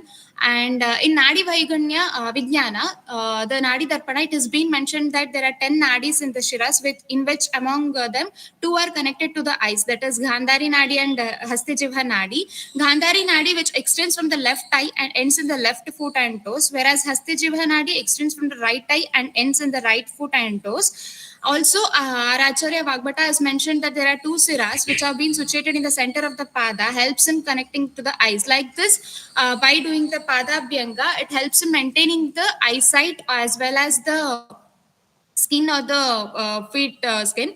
Like having the low sight is a stigma on the beautiful face, but Padabhyanga is said to be Drishti Prasadakrit, means it has a great role in improving the eyesight, pleasantness of the vision and eye health. Also in physiology, we can say that by Padabhyanga, the somatic sensory areas in the cortex may get stimulation, and as both feet and eyes are in the same area, that is area 2 of the cortex, it's by this the stimulant effect may go to the eyes and may act by improving the functioning of the eyes and reducing the eye strain. Also, by the Padabhyanga, there might be a nourishing or the stimulation effect on the eyes through the interpretative areas of the feet and eyes as they both meet at vernix area. And also, I have found the many articles like the reflexology, that is the Padabhyanga. They have been tested on glaucoma, whereas the intraocular pressure they have tested before and after the reflexology, that is Padabhyanga, and they have found the results, the good results. Next, coming to the Kavala and Gandusha, Sukham Sancharyate Yatu Matra Sa Kavala Spritaha, Asancharyate Tu Ya Matra, Gandusha Sa Prakirtita. Like how it acts is the swishing or the movement which we do use by Kavala and Gandusha, it activates the facial muscles and nerves. Time, and sir. in terms Time up. Judges, please ask the question. Yes, Dr. Swarna. Yes, ma'am. Though your presentation was very elaborative, you have dumped everything in the slide. You could have instead you could have taken only one topic with special reference to Abhyanga or Pada Abhyanga. You could have better presented instead of dumping all the contents in these 10 slides only. Isn't Okay, it? ma'am. It would be a very better presentation for next time. You have to keep in mind the contents which can be presented in 5 minutes. Okay, ma'am. You have compiled everything. It was nice compilation and you have read everything. But before planning for presentation, you should keep in mind the time duration also. Okay. Okay, ma'am. Okay, mine is done. Yes. Congratulations. No questions from my side.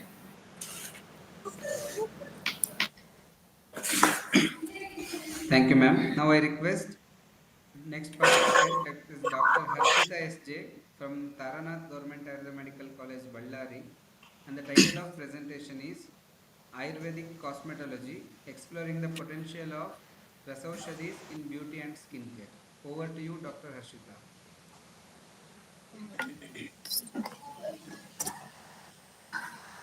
Just a minute. Shri Gurubhyo Namaha. Good afternoon to one and all. Myself, Dr. Harshita S.J. from Rasashastra and Biocharical Department, Tarnath Government Ayurvedic Medical College, Ballari.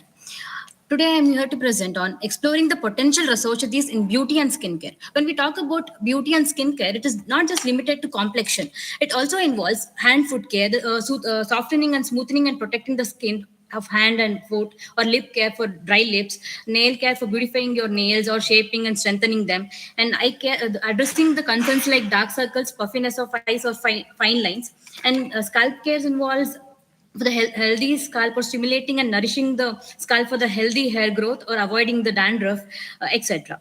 And avoiding the split ends, so on. So the complete body care, which involves moisturizing and pampering the skin from head to toe. So when we talk about cosmetics or any beautification products, mostly we tend towards or move towards herbals or caste aushadis, where we are leaving behind or overlooked or we are ignoring the potential rasaushadis which are mentioned in our rasa granthas. So why we have to take rasadhavyas, or why we have to prescribe rasadhavyas? Alpamatra upayogitvat aruchiya prasangata shipramarogidaitvat aushadebhyo adhikorasah. So alpamatra upayogitvat, with a smaller dosage we can get higher therapeutic effect. So, and one more important thing we have to look here is aruchiya prasangata. So mainly currently patients complain about kashaya rasa or the taste. The main concern is that. So when we are prescribing any rasa dravyas or rasa bhasmas, there will be no any disgust of taste or something. It is aruchiya prasangata. It doesn't cause any nausea or something. And shipramagya daitvat. Everyone wants faster or quick healing or faster action. So for this, all this, we can include rasa dravyas in the clinical practice, which is very much efficacious and specific, target oriented. And when we combining with herbal medication, it is highly effective. And accessibility, it is very cost effective also when we compare it with Varniya dravyas like chandan or kumkum kesara. We can get rasa dravyas in lesser cost, and we need not have any preservatives for storing it, because it always has a longer shelf life, and within less cost we can get very good efficacious drugs. For example, I've quoted few rasa dravyas. As we all know, ekamulika prayoga in dravya guna. Why can't we start eka rasa dravya prayoga or eka dravya prayoga? For example, in rasa tarangini, Acharya quotes shuddha gandhaka taken with ramba pakva falena heva charma dosha vinashayet. So by taking shuddha gandhaka in therapeutic dose along with the ripened banana, it eliminates all charma dosha. Or by applying it with narikela taila, if it eliminates the pama, which is sudharuna, within 7 days. That much efficacious it is. And shuddha gairika, when we apply it with narikela taila, it is at best in the vani dagda vrana, and which heals without removing any scar marks or burn marks. So similarly, Shuddha Tankana is also best Vrana Ropana. We can use it as a dusting powder, Avachunana. Here, Shuddha Tutta, Shuddha Kasisa, and Shuddha Spatika been quoted as Shvitragna and Tvak Prasadana. Especially Kasisa and Spatika is mentioned as Keshya, wherein Shuddha Kasisa is Kacha Ranjana. That means for air dye. Kacha is hair. So we can use it as air dye or to enhance the hair color, imparting from Palitya and so on. And when we come to Basma, Shanka Basma, we get a reference of Taruna Pidakapaha, Vishadosha Haru Varnyu. Taruna Pidakapaha is acne vulgaris again, and Vishadosha here we can consider as that it removes the toxins from the skin and enhances the Varna of the Varniya and Vayasthapanam Rasayanam. And also our acharyas have told for females, Sundarinam Saundarya Vriddhi. So women's are natural beauties. So to enhance that beauty, this Rajda Basma taken for 1 month is it will do the Vardhan of Saundarya. And Loha Basma is again Varniya and Rasayana. So these basmas will have lots of processes while preparing. It will undergo lots of samskaras like Agni samskaras. So why it will become Shipra Vyapi and Srotogami. So the action will be quicker and faster. And here I've enlisted few of the rasadravyas or the one single drug formulations for the clinical conditions in the day-to-day OPD we can practice or we can incorporate. For Venga, Yashada Basma or Shankar Basma can be given, or for scars, Patika Navasara Gandhaka can be given. For non-healing ulcer, it is again a cosmetic, it will give little much cosmetic issue if it is long-standing non-healing ulcers and all. So I've already mentioned acne and Shvitra previous slide. So here I would say cosmetology is not only beautifying externally, also internally. So inequilibrium of the metabolism dosha, dhatu, mala, agni and srotas leads to cosmetological problems. So by appropriate shodhana or kshetrikarana in Rasa Shastra we say, so after kshetrikarana we have to give rasa rasayanas for the better results. The internal and external administration of various resources are referred in the classical text related to cosmetology. So I would like to conclude my presentation by saying it actually the cosmetology is targets youth and women. So hence it's a bigger economic potential in the service sector. So cosmetology in Ayurveda is not just limited to herbal preparation. It extends to the mineral origin drugs, that is Rasaushadhis, for quicker and faster best, action and best results. We can give Rasaushadhis along with the Kasaushadhis provided we are adopting appropriate method of preparation, that is Shodhana, Marana, all the Basma Pariksha procedures or assessment criteria. Dasadavyas are safe for regular usage, and as I've quoted lots of examples from the classical text, there are further more research is required to practice in the large number of patients or something. So, yeah, sir, one line. Let's give mineral drugs the recognition they deserve and explore their potential in conjugation with herbal remedies. And these are my references. Thank you. Judges, please ask the questions. Yes, sir. Dr. Harshita. Yes, ma'am. Your topic was nice, Rasaushadhis, but my concern is about the usage of these Rasaushadhis as cosmetics or cosmeceuticals, because usually cosmetic dravyas are used by ladies or anyone to enhance the beauty of any part of the body. It may be face, skin, or face, or anything. But here the question is, the general tendency of the user is to use to get quick action. Yes. So if they use in larger quantity without prescription or in large quantity, when it comes to the question of cosmetics, yes, that ma'am. may be there may be the issue. That is what my concern is. What do you say, your opinion about this? That's what, ma'am. Like as you mentioned, cosmetology comes under two perspectives. One is like technical person advising, like doctors prescribing them, or over the counter the patient is using it.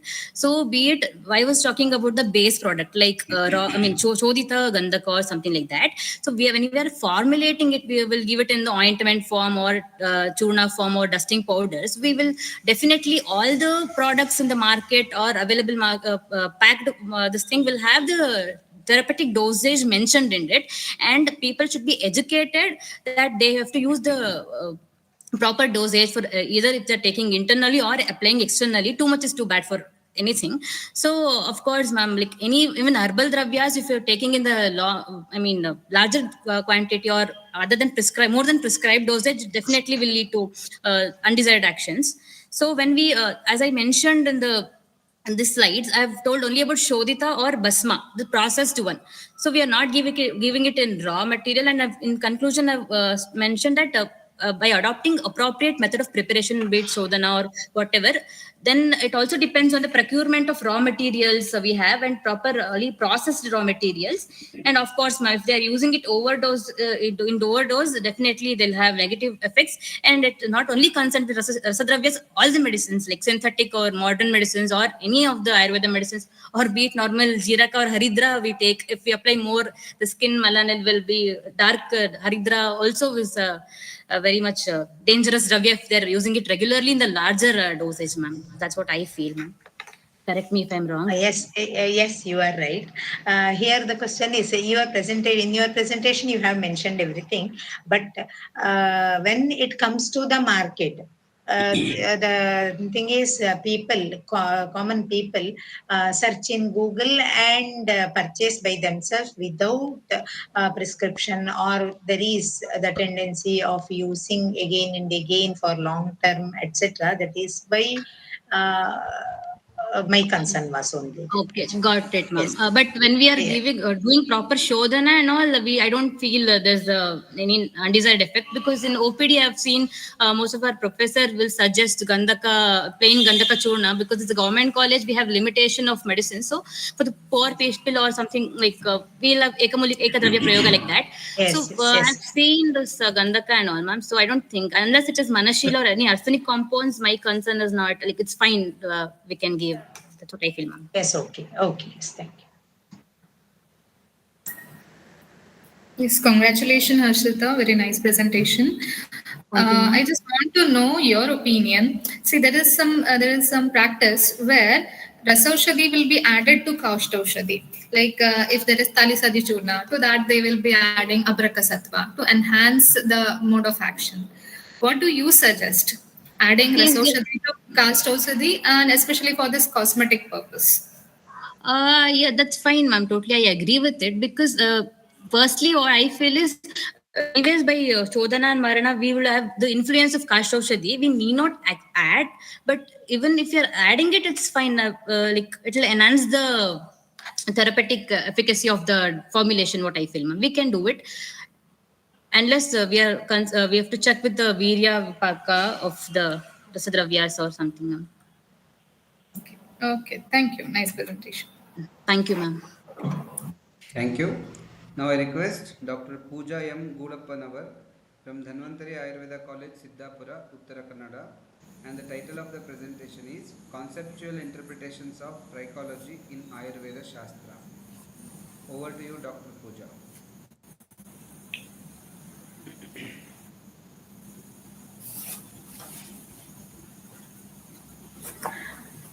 Good afternoon, everyone.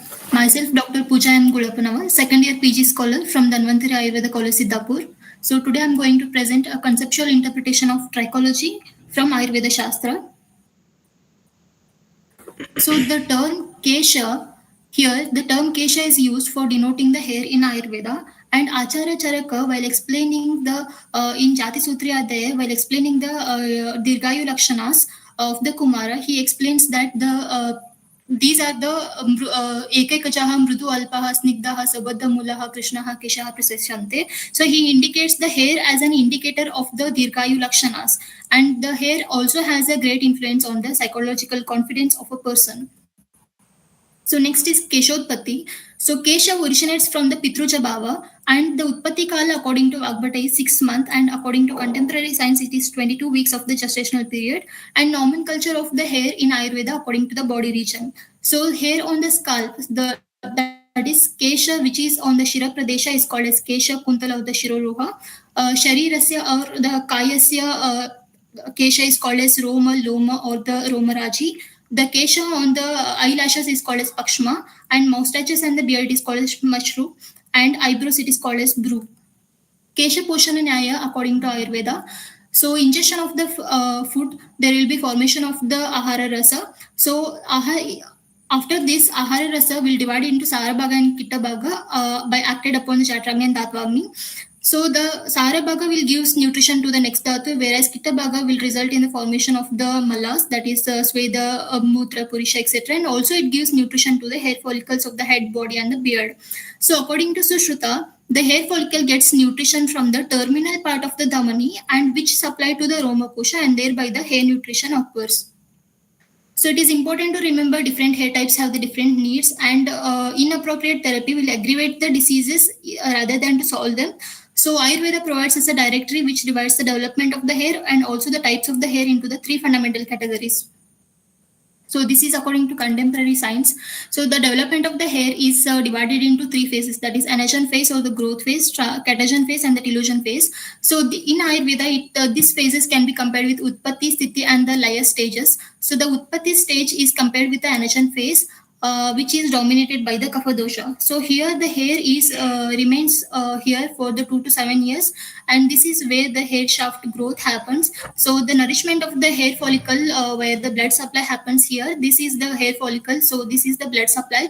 So the nourishment of the hair through the blood supply here happens in the kaphaja or the utpatti kala, and next is the catagen phase or the sthiti. The hair follicles will detach itself, there will be formation of the club of the hair, and in the resting phase or the delusion phase there will be no nourishment of the hair, and the hair remains dormant, and the hair shaft does not occur. Next is types of the hairs based upon the doshas. So here we can see that Vataja hair will look very lusterless or the dry, that is Ruksha, and it will be having the Laguguna. So Laguguna, which can be compared with the porosity of the hair.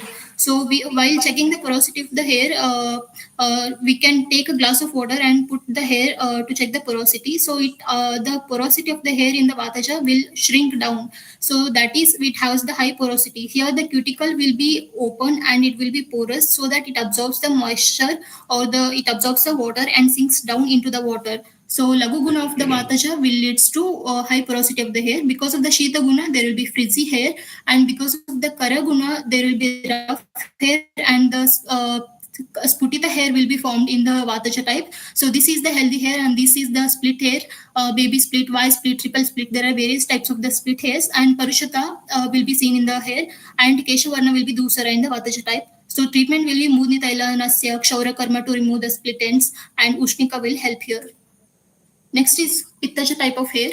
So because of Sasneha Guna of the Pittaja, it will produce the smooth and silky hair, but because of the Tikshna Guna, there will be increased sensitivity, and it is more prone for the allergic reactions, and there will be more sensitivity of the scalp to the products. And Ushna Guna, on the Sparsha, the scalp feels Ushna in Pittaja type of hair, and Visragandha or the Putigandha because of excessive sweating. Mrudu and the Alpa, that is, the Kesha will be Mrudu, but it will be very scanty or Alpa. So the Varna is Kapila or the Pingala Varna. So because of clogging of the pores, it produces dandruffs and boils on the scalp, and also the premature graying of the hair.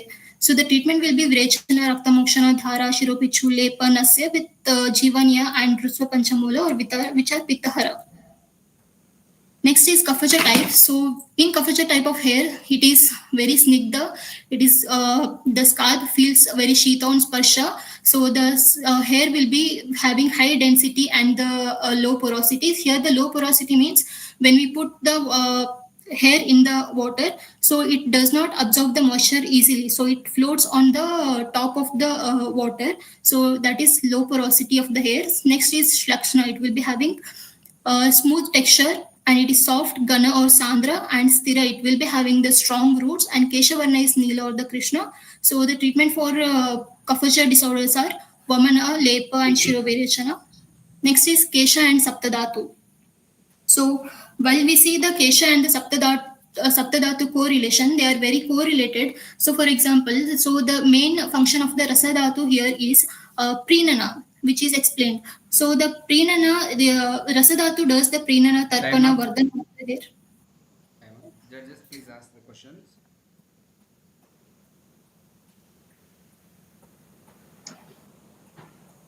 Yes, Dr. Pooja. Yes, ma'am. You have mentioned Vataja, Pittaja, Kafaja hair. Yes, ma'am. Yes, Kesha. ma'am. Yes, ma'am. And at the end, you have mentioned the treatment also, whether these treatments will act as these types of hair come from the Prakriti itself. Can we modify this kind of hair? So, yes, ma'am. Yes. So here the treatment mentioned like, yes, ma'am. Is it possible to change this Prakriti-wise hair? Totally changing the Prakriti is not possible, ma'am, but we can maintain the hair based upon the dosha involvement. Like we can, if there is dosha ruddhi, we can reduce it by the treatment. Okay. Yes. And then rest of the things you have compiled nicely, but your slides were not clearly visible as the background was light and your fonts were white in color, especially this slide what you are presenting now. Okay, okay. Okay. Yes. So, yes.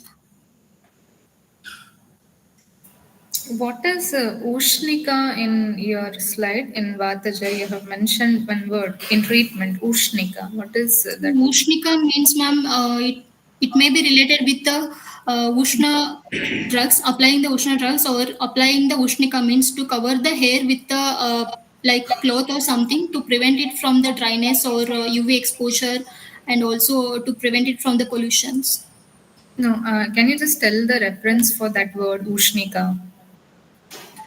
Uh, Ma'am, I have taken it from one case study. Okay, because when we see this one hair in Yes. Trimarmiya Chikitsa Adhyaya, it is being Okay. said that Khalitya and Palitya is mainly because of Dehoshma and Pitta. So, how Okay. Ushnika is relevant? If it is Ushna Karma, then how it can be justified for hair? Is my question.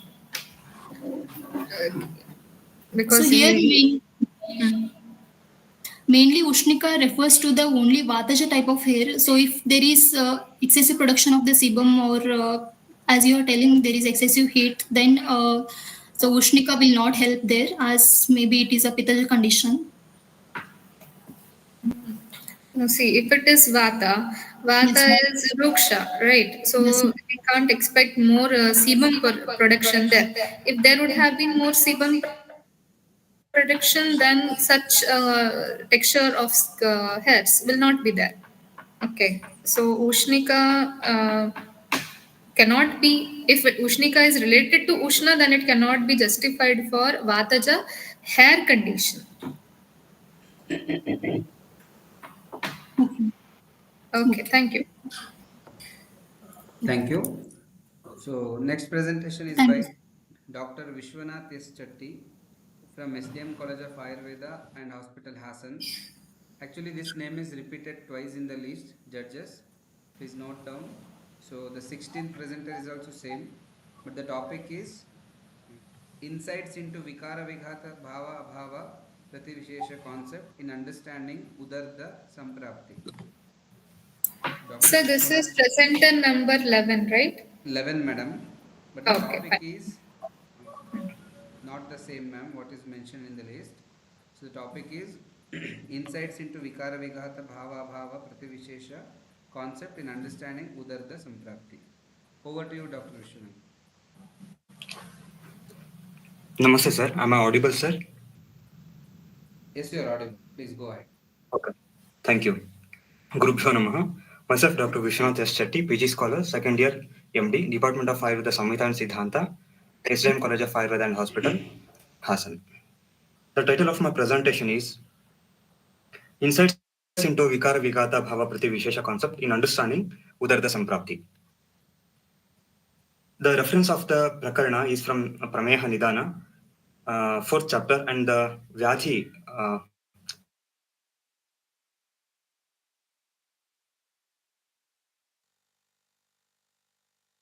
Udarda is explained in Madhava Nidana.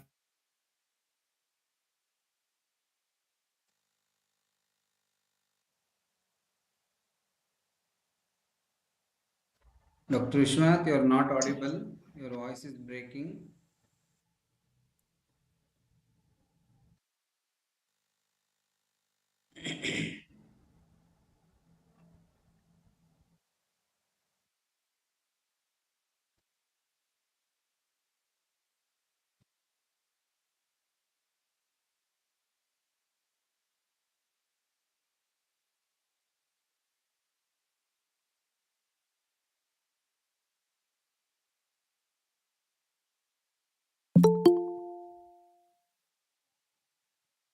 Bhava, that is the attribute of the body for defending the or operated in the body.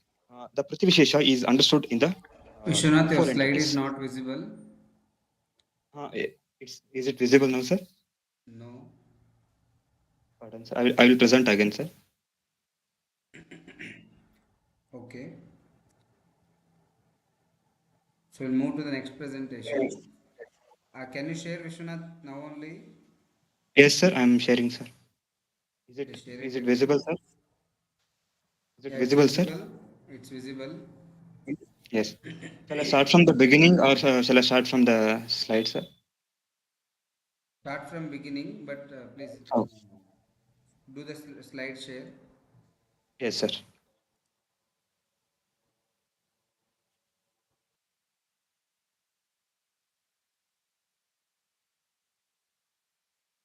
Voice is audible, sir. Audible, please go ahead. Okay. Sorry for the technical error.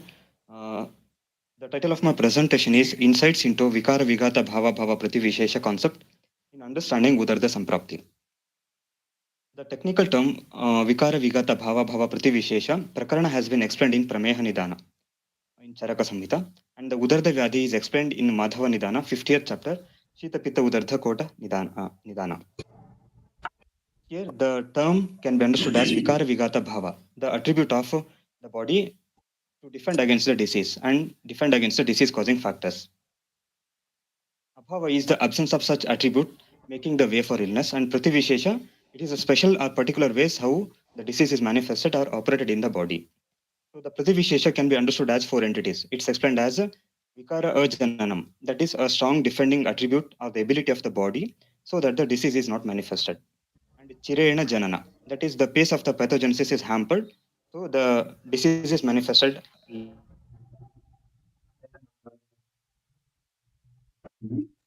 The third one is Anuvikara Janana.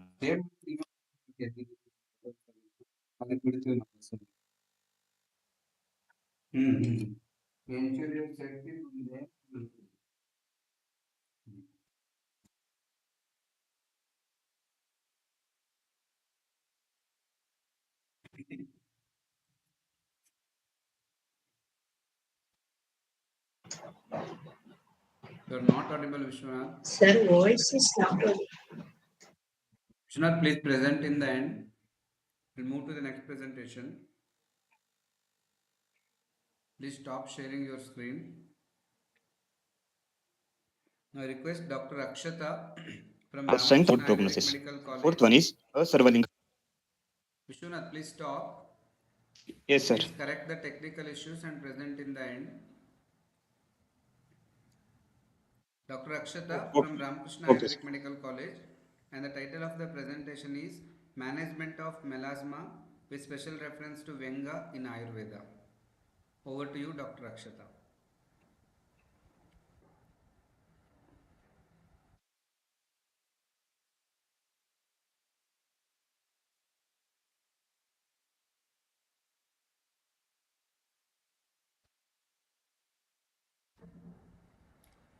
I think she's not there in the meeting. Next presentation, Dr. E. Jagan Lal, Dr. B.R.K.R. Government Ayurvedic Medical College, Hyderabad. And the topic of presentation is Cosmetic Benefits of Shirodhara Treatment, a comprehensive review of its impact on scalp, hair and skin health. Dr. E. Jagan Lal, are you Yes, there? sir. Okay. Yes, sir. Am I Yes. audible? Yes, you are audible. You are audible. Okay, yes, sir. Screen is also visible. Please go ahead with the presentation. Okay, sir.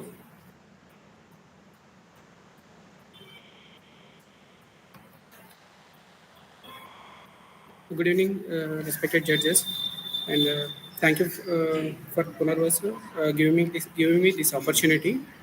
Myself, Jaganlal, PG scholar, Dr. B.R.K.R. Government Ayurvedic College. My topic is cosmetic benefit of Shirodhara treatment, a comprehensive review of its impact on scalp and hair. Modern life has generally challenged our ability to live healthier and fully in present moment. Industrialization, globalization, and competition in each sector had led emotional stress and strain in the life, which is dangerous in physical and mental health. Uh, Sirodhara helps in these conditions. Sirodhara, an ancient Ayurvedic therapy, involves the continuous pouring of warm herbal infused oil on the forehead. This Treatment has gained popularity not only for the therapeutic benefits but also for its wide range cosmetic application. Sirodhara treatment typically ranges from 30 to 60 minutes per session. A full course may consist of 7 to 21 sessions. Types of Sirodhara. Uh, some types of Sirodhara, Tailadhara, Kshiradhara, Takradhara, and Jaladhara. Tailadhara like Bringaraj Taila, Kshirabala Taila, which are indicated in Vata-related disorders like hair loss and scalp dryness. And Kshiradhara, herbal infused milk, used herbs used like Vata and Chandana, like Pitta-related conditions. And Takradhara, buttermilk with mixed with Amlaki, Musta, Hataki, and Chandana, etc. drugs, which is helpful in the premature graying hair. Jaladhara, used for the condition of Pitta-aggravated doshas. And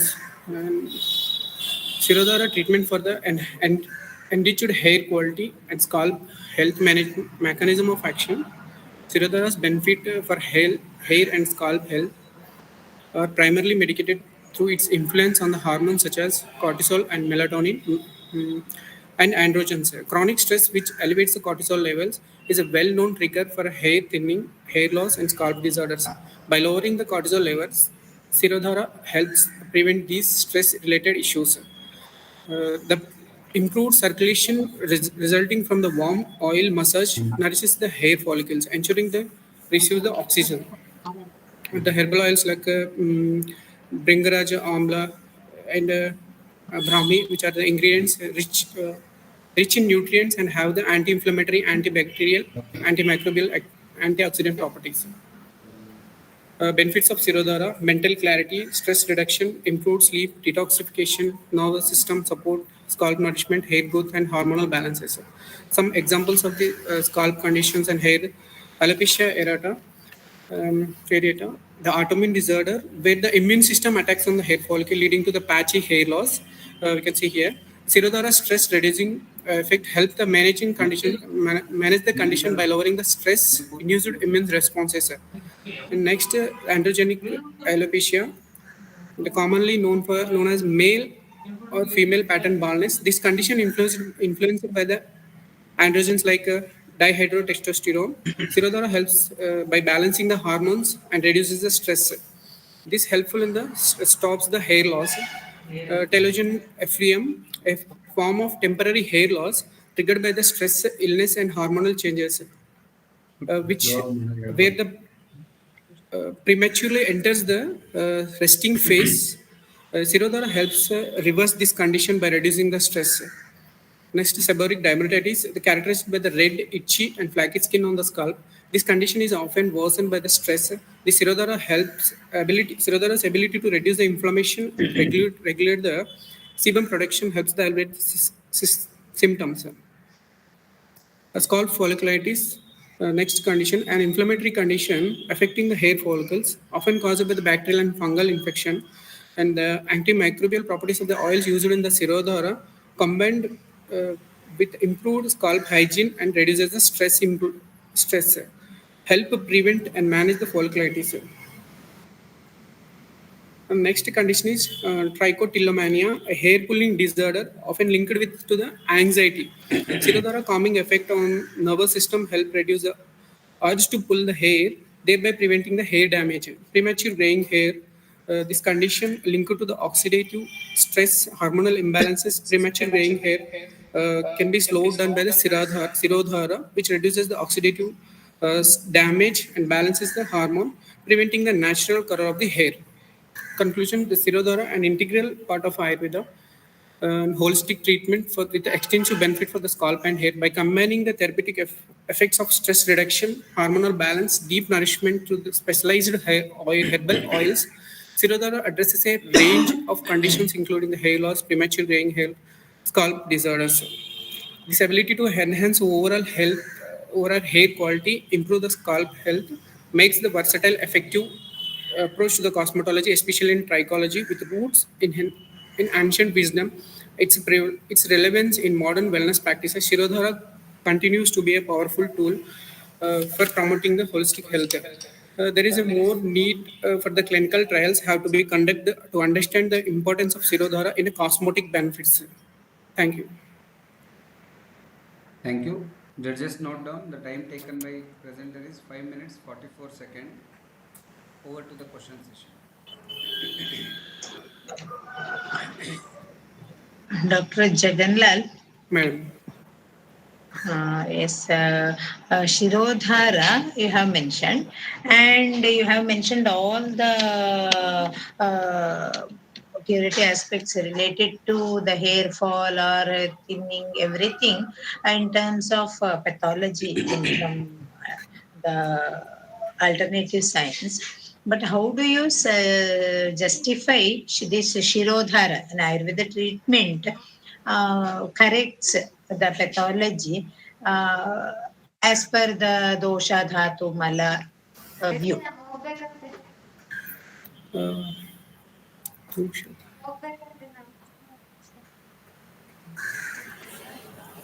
How the Shirodhara acts on particular dosha, dhatu, mala, etc.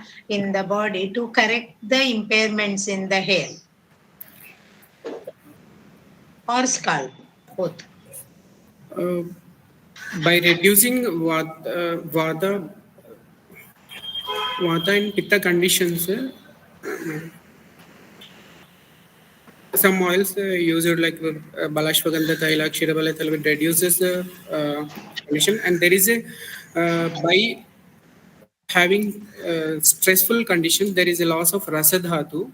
So by improving this nourishment to the hair follicles, there may be having the improvement in the stress relieving condition, so that we can.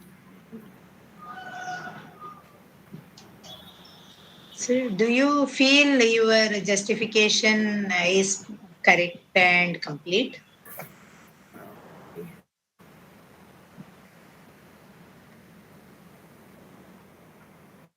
It's okay, fine. Thank you. Thank you.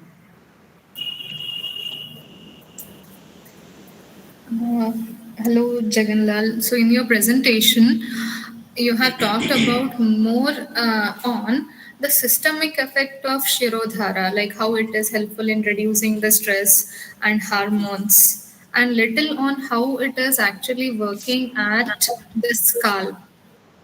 And one more question is, when you are saying warm, can you just tell like what temperature will be maintained there? Warm oil or warm kashaya, what temperature has to be maintained?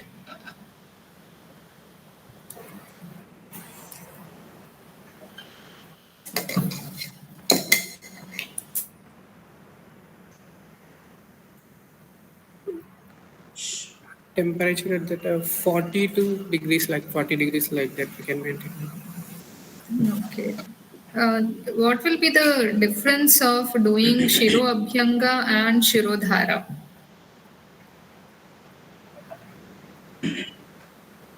Because in Murdhani Taila, they have told about the 4 procedures Abhyanga, Pichu, Dhara, and Basti.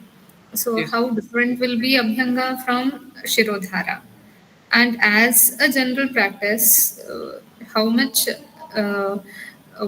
practical it will be to administer Shirodhara for this cosmetic or for the hair conditions?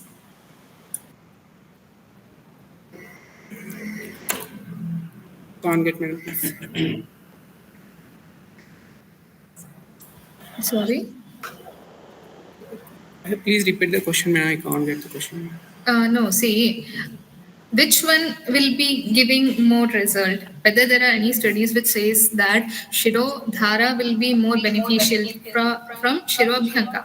Because Shiro Abhyanga is something which we can practice every day and which we can ask the patient also to do every day. But Shiro Dhara is something which requires admission and we can't do easily at this OPD basis and all. Okay, because it will be tedious job. The patient has to disturb his whole routine for the procedure. So, how much effective is Shirodhara than Shiro Abhyanga, so that we are convincing the patient that no, Shiro Abhyanga is less potent and Shirodhara is more better. So, you come to us and we will be doing Shirodhara. Shiro Abhyanga will primarily focus on the physical relaxation only, madam, and scalp health. While coming to the Shirodhara, there is a mental relaxation and stress relieving.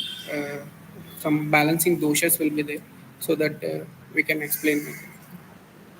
So that only when I was going through, like when you were speaking, so I felt that Shirodhara's main focus or main action is more on mind and the systemic level and less at the local or the scalp level. Right? Yes, You ma'am. agree? Okay. Fine. Thank you.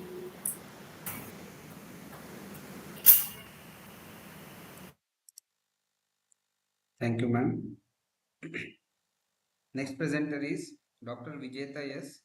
from Sri Shiva Yogeshwara Rural Ayurvedic Medical College and Hospital, Inchal, Belgaum. And the topic of her presentation is Concept of Cosmetology and Trichology in Ayurveda. Over to you, Dr. Vijeta.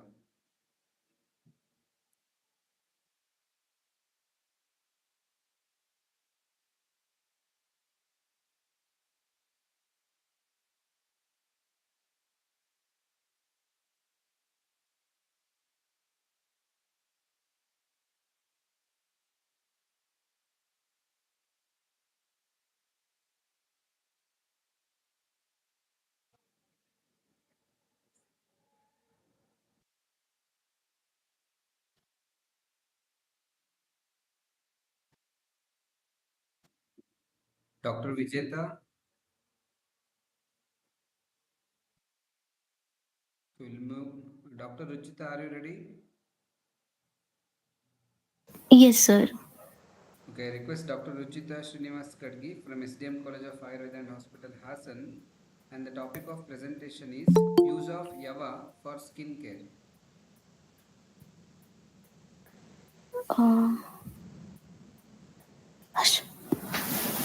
Dismiss. This again.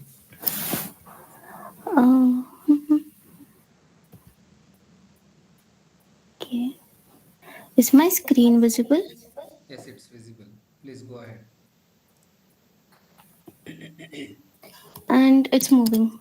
Is it fine? Yes.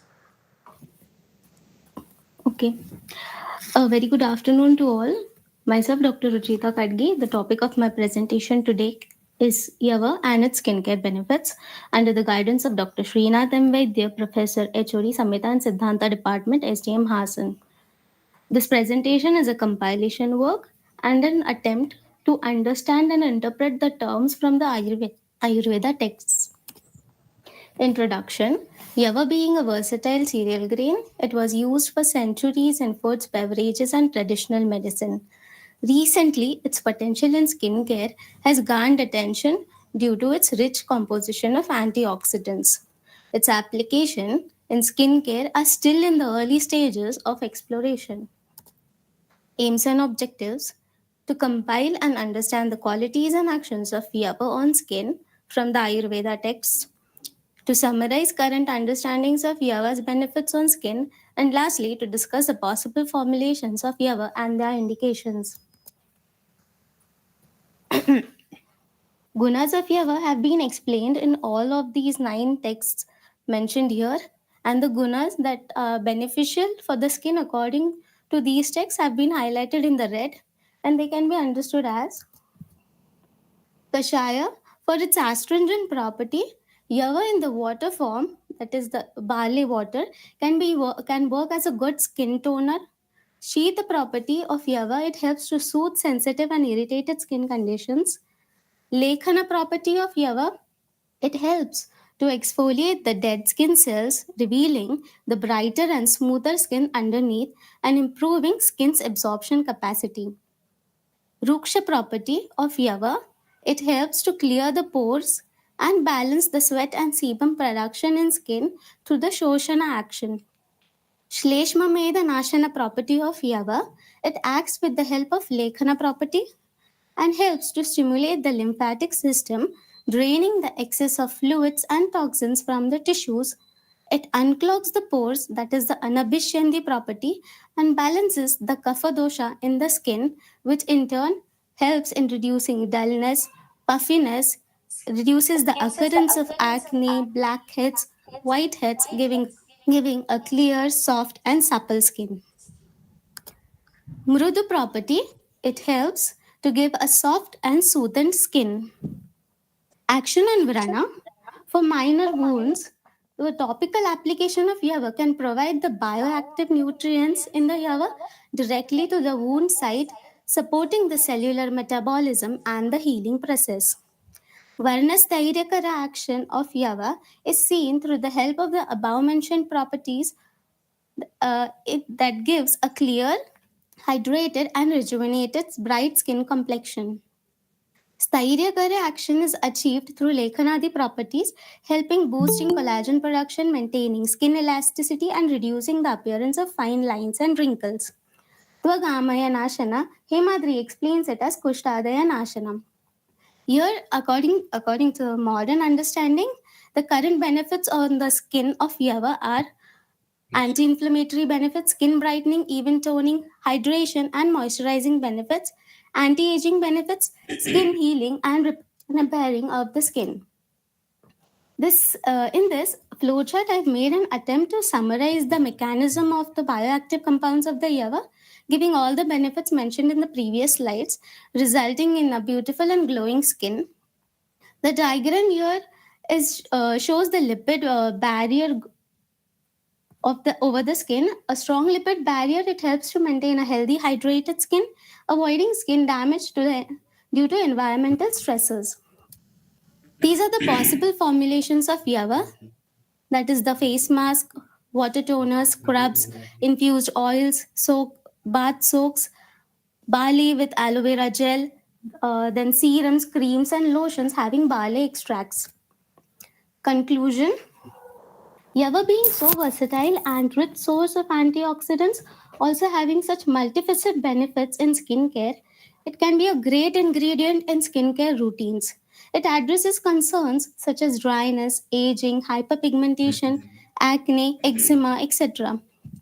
Its possible skincare formulations can be the formulations I just mentioned as mask, scrubs, toners, oils, etc. And though these topical applications do seem to be beneficial to a certain extent, its dietary inclusion is definitely recommended for more significant effects.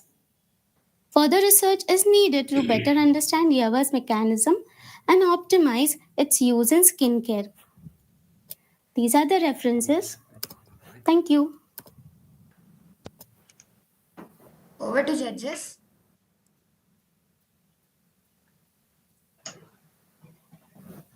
Hello, Dr. Ruchita. Yes, ma'am. You have correlated all the gunas of Yava with its action, whether it is your inference or whether on individual gunas, any studies have been done or any clinical practice has been done. Sorry, ma'am, I didn't get the last part. The first half I got. Whether it was only the inference or on the basis of any research studies you have presented it, each gunas you have correlated with the action. Okay. There's no such clinical experiences about it. I had the in Ayurveda terms, and some of the benefits I got on some research papers and some Google websites. I got the benefits of Yava in skincare. So I tried to correlate both the terms and come to a conclusion that maybe this way we can interpret these gunas into. Okay, but the gunas, many of the gunas mentioned for Yava act when it is consumed internally, isn't it? How do you Yes, ma'am. Definitely, it definitely gives internally these benefits are seen, but externally, as I said, that a lot of research is going on this, and once one of my teacher that said that anything which you can't consume orally, you should not think of applying it on your skin. So for that reason, I was searching for something which could be consumable and having such good benefits, and which can give the same benefits over the skin also. Okay, fine. Thank you. Thank you, ma'am. Ruchita, in your presentation, when you are enumerating the gunas, Yes, ma'am. you have told like all the gunas of Yava will be helpful in suppressing kapha, right? Kapha and meda, kashaya, shita. But in your conclusion, you are saying like it is helpful in eczema and dryness and all. So how you can justify Yava Prayoga in Vataja condition? First, in See, all Vata, Lekhana is there, Ruksha is there, Sleshma Medinashana is there. So yes, ma'am. at the conclusion, how its usage in Kapha, this one, sorry, Vata condition can be justified. In Vata condition, You can go through the conclusion slide and there you can just check because there I have yeah. see dryness, aging, hyperpigmentation. Acne, Yes, okay, fine. Acne increased sebum production, so it can be justified. But dryness, aging, and all. For aging, we require more moisture, something which adds more kleda, more sleshma. yes, But how ma'am. Yava will be useful in dryness and aging? Like I have mentioned in the benefits here, it's a very good hydrating and moisturizing benefits are seen in through Yava. One of the reference I got says that when Yava applied externally, the polysaccharides in the Yava as the beta glucans, they create a very thin and invisible layer over the skin surface, and it acts as a physical barrier, helping to prevent the water loss from the skin, and it also attracts the water molecules from the environment, and uh, it helps to draw them into the skin, increasing your moisturizing benefit and hydrating benefit. So in that way, in dryness, this Yava is helpful. Okay, okay, fine. Thank you. Okay.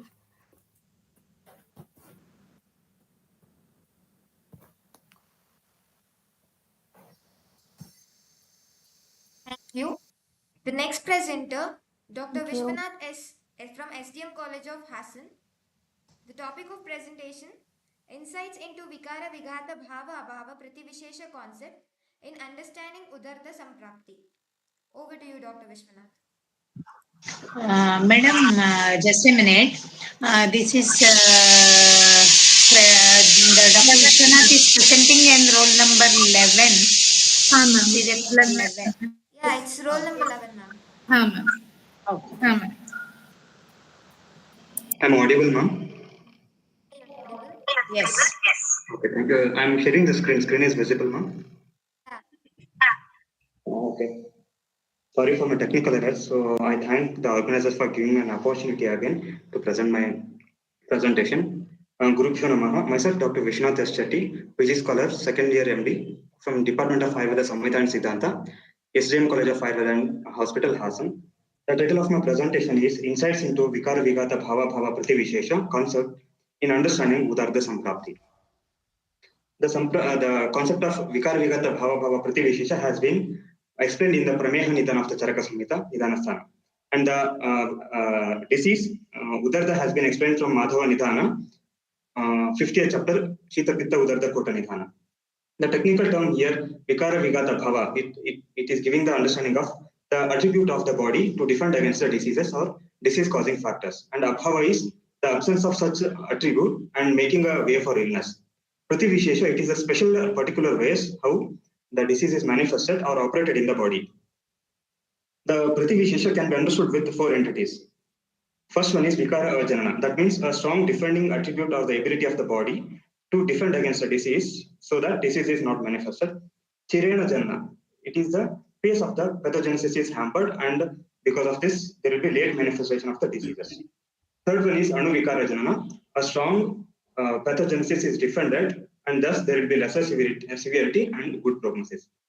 Fourth one is Asarvalinga Vikarajana. The signs and symptoms are not manifested in a full-fledged condition, which is also an indicator of good prognosis and better treatment outcomes. So when it comes to the understanding of the pathological basis of diseases in Ayurveda, the concept of Apatya Aharadi Vishesha has been explained by the Chakrapani Datta in Charaka Samhita, Vedashita Pitiya Adhyaya. To understand the samprapti of the diseases, which determines the sadhya sadhyata or the vyadhi swabhava, whether the disease is mrudu, daruna, kshipra samuthana or chirakarana. So we can make note of these three factors: apatya ahara, sharira vishesha and dosha vishesha. So we'll be discussing these three factors.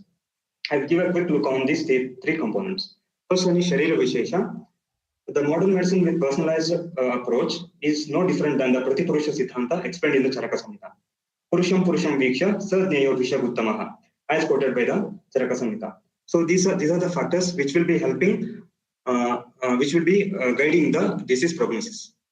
Vyadhi Kshama or Akshama Sharira. So the Sharira Bala, this is also an important factor which is defending against the disease causing factors. Durbalani, asatmya ahara upachitani, alpaharani, alpasatwani. So anashanam ahita aisha rasakaranam. So this is a quote from Agre Sangra from Charaka Samhita. Next is dosha vishesha and vyadhi vishesha. Dosha vishesha is the prakupita doshas getting circulated all over the body, gets localized in specific part of the body to cause the diseases. Here, with special reference to Udarda, we can think of the Nidana as a Shita Nira Samsparsha. It is doing the Kapha Martha Dushti and the Swatantra Hetu, Pitta Swahetuna Upachita Pitta. So the Tridosha Dushti happening and it is manifesting the disease. And other factors which will be guiding the prognosis are explained as Samsrushta Yoni, Viruddhopakrama, Gambhira Anugata, Chirasthita and Pranayatana Samutta. So the disease will be more painful and acute onset and difficult to manage. And the next factor is Apatya Ahara Vishesha. So the Anuguna Yoga, the complementing action of these all the factors, Desha, Kala, Samyoga, Virya and Atipramana. So all these 5 factors will be complementing each other to accelerate the pace of the disease pathogenesis and also the course of the disease. So I have taken here the example of the Dadi as the Apatya Ahara Vishesha.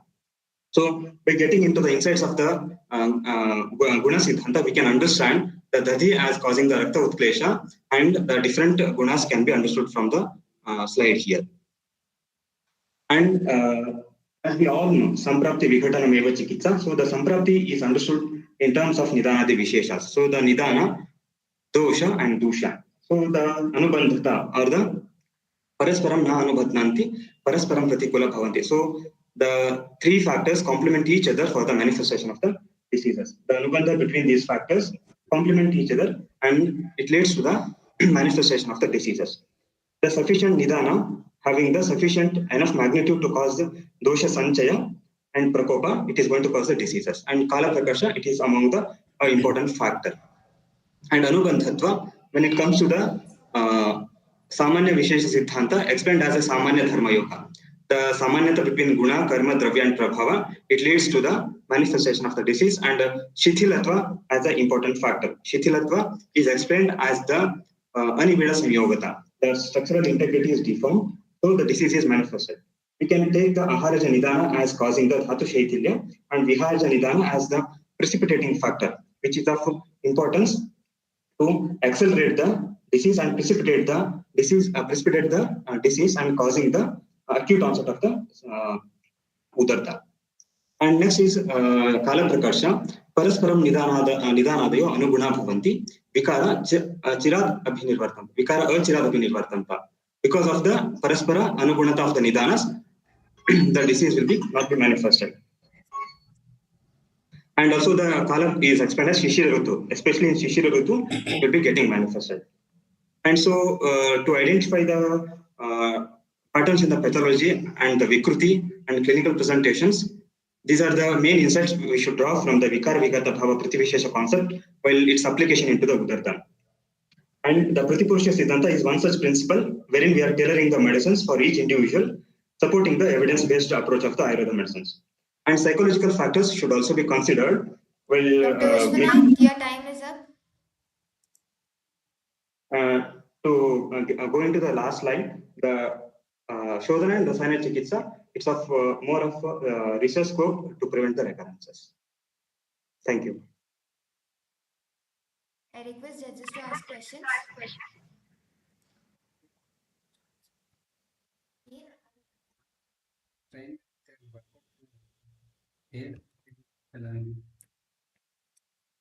Dr. Vishwanath? Yes, ma'am. You have your title was on Udarda Samprapti. Yes, ma'am. Vikara Vigata Bhava. You have explained in detail about Vikara Vigata Bhava. Bhava, it is a very nice and very important concept, of course, but how it is applicable, how you have interpreted this in the manifestation of Udarda, you have not detailed it. Only one line you have mentioned at the in the last slide in the insights, the slide which you are presenting. Till here, you have not never mentioned anywhere about the Udarda Samprapti, how the Vikara Vigata Bhava Bhava contributes in the Samprapti of Udarda Vyadhi. Can you justify this? Yes, ma'am. I have taken the example of Dadi here, ma'am. In the classical test, we find the example of Shali, and they're explaining the understanding of Shali taking into consideration how it is getting involved in the control. Because we consider these five factors: Desha, Kala, Sanyoga, Virya, and Atipramana. So when we look into the different persons, like the onset of the Udarda, it varies in different persons in different ways. When we look into the clinical features also, the presentations will be varied. So we can make a note of those clinical presentations based on these five factors now. Like and also the second and also when you go into the Anubandhata and Shithilatva, the Shithilatva in some patients, the Dhatu Shaitila will be present, and when they will be just consuming the Nidanas, then it is getting aggravated. So this can be understood from the concept right now. Fine, thank you. No questions from my side. Thank you. Thank you, ma'am. You. The next participant, Dr. Shubha S. Bhatt from Government Ayurveda Medical College, Bengaluru. The title of the topic is Beyond Hairline. Over to you, Dr. Shubha. Madam, serial number, please.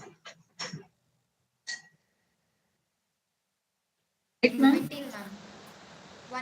Serial number 17. 16 is not there. 16. Okay. Ma'am, it is serial number 16, right? Ma'am, serial number 16 is the same person, that is Vishwanath Chetty. I told both are repeated. Okay, okay. Double entry it is. Okay.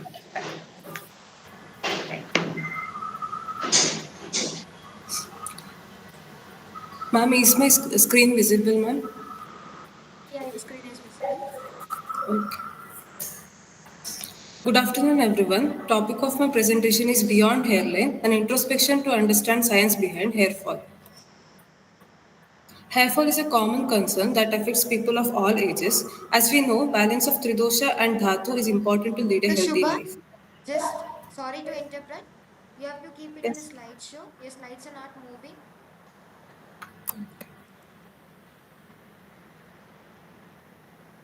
Now, ma'am? Yeah, just keep it in the slideshow mode. Yeah, it's in slideshow mode, ma'am. No, your cursor is in proper point. Click there itself. Yeah, ma'am, I have clicked there itself. No, it's not moving. Sharat sir. Try again, ma'am. I'll try Sharat again. sir. Only slideshow ಇರಲಿಲ್ಲ slide move ಆಗ್ತಿರ್ಲಿಲ್ಲ restart. Dr. Shubha, please select entire screen while sharing in Google Meet. Okay?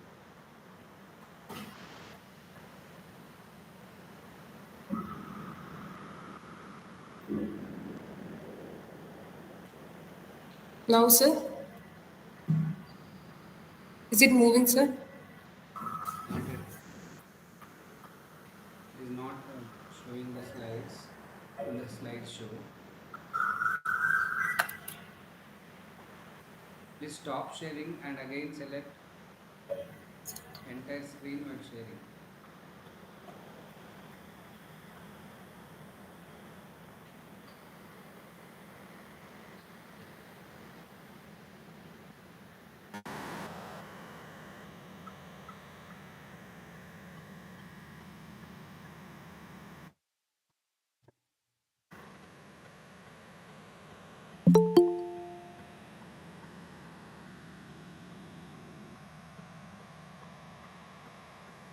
So now, Yes, it is correct. Yes, you can proceed. sorry for the interruption, ma'am. Good afternoon, everyone. Topic of my presentation is Beyond Hairline, an introspection to understand science behind hair fall.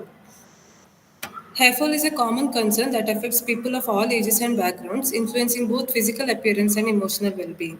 As we know, balance of Tridosha and Dhatu is important to lead a healthy life. In the 21st century, where EBM, evidence-based medicine, has a major role in society, integrative approach in understanding and managing hair fall will do wonders. Coming to subject proper, first we need to understand the cause of hair fall, which may include telogen effluvium, that is nothing but stress-induced hair fall, side effects of certain drugs like drugs containing lithium, antidepressants or chemomedicines, and genetic influence, and as a sign of underlying disease like anemia, thyroid disorder, and PCOD, etc. Coming to the next slide, we have to understand the exact pathophysiology of hair fall. In our body, when there is increased testosterone, it combines with 5-alpha reductase enzymes, leading to the production of DHT. This DHT blocks the pathway through which nutrition is supplied to the matrix, resulting in decreased growth phase of hair follicle and leads to a break in hair and new hair doesn't grow back. In contemporary science, the medicine is mainly confined only to DHT blocker drugs like finasterides and some local treatment like derma rollers. In Ayurveda, Kesha has been considered as a Parthiva Dravya and one among the Pitruja Bhavas, and Khalitya has been considered as a Pitta dominant Tridosha condition grouped under Shiro Rogas, and 4 types of Khalitya has been told. Here are some of the treatment which are which are from the few of the study articles, and it includes Takradhara, Nasya, Shamana Chikitsa, mainly including Rasayana and Kesha Dravyas like Bringaraja, Amalaka and Yashtimatu. One of the interesting study has been done on Panchatikta Kshirabhasti in Khalitya. Here it can be understood that Panchatikta Kshirabhasti mainly acts on Astidhatu, and Kesha has been considered as Upadhatu of Astidhatu. Then coming to the mode of action of Jalaukavacharana in Khalitya or Indralupta, Jalaukavacharana is mainly it has very good results in Khalitya, and Jalauka has histamine-like substance which causes vasodilatation, and it also has enzyme called as hirudin which removes stasis in the vessel, leading to rich blood flow and hair follicle regrowth. This can be understood as a mode of action of Jalaukavacharana. Along with the medicines, we also have to tell diet and lifestyle changes to the patient. In the modern era, when people are more of considered as gym freaks, we have to tell them to increase the cardio exercises and decrease weight training exercises, as it is. As it is told that weight training exercises leads to the increased production of testosterone and thereby DHT. In Dinacharya, Charaka mentions Dhumapana, which prevents hair fall, and Vagbata mentions Anutela Pratimashanasya. Other than that, Muditela also strengthens the hair and also helps in hair growth. Coming to the scope of Ayurveda, nowadays derma roller has a major impact in market. Ayurveda has advocated Prachanna under Raktamokshana Vidhi, and it has got good results as we do Gharshana before incision and Lepa afterwards, which helps in vasodilatation and better absorption of active molecules. In contemporary science, minoxidil is being widely used, but is that the only solution for alopecia? No. In Ayurveda, we can treat it differently. Other than minoxidil mainly acts by vasodilatation. We can do prachana. Along with that, we can go for shodhana, rasayana treatment, and jalaukavacharana. One of the main concepts that everyone should understand is treating locally is not the ultimate solution for hair fall. One has to go for proper history taking, relevant investigation, and then plan the treatment. Conclusion, hair fall has become a major issue in young generation due to many reasons. Assessing Prakriti, Agni, Dhatu and Samprapti will help in assigning proper line of management. Along with Shodhana, especially Nasya, Shamanoshadis and Rasayanas can be advised to the patient. And it is up to the Yukti of the Vedya in assessing the dosha Prakriti and planning the effective treatment. In a nutshell, we can explain the whole treatment with a well-known shloka, that is Samadosha Samagnishcha Samadhatu Malakriyaha Prasanna Atma Indriya Mana Swastha Ityapi Dhiyate. That is, Samadosha can be, as dosha initiated has to be specified, and Samagni and Malakriya. Gut health plays a major role in absorption of nutrients. As we can see, 80% of the patients who come to OPD have constipation or one of the other gut issues. It has to be advocated properly. And along with that, Prasanna Atmendriya Mana, which is nothing but stress-free life. So treating hair fall is just not confined to the local application, but extends beyond that. That's my topic, beyond hairline. Thus, I conclude my presentation. Thank you. Thank you. I request judges to ask questions. Yes, Dr. Shubha. Yes, ma'am. Your presentation was nice, but you have touched all the point only superficial. That is one point from this slide, that is dermaroller, one point more about minoxidil, and one point from abhyanga, jalauka, constipation, stress, all these scattered presentation it was. It would be better if you would have listed all the nidanas and all the lines of treatments from the side of Ayurveda as well as contemporary science side by side. So you could have reorganized all the contents. It would be better presentation. Okay. Okay, ma'am. Yes, thank you.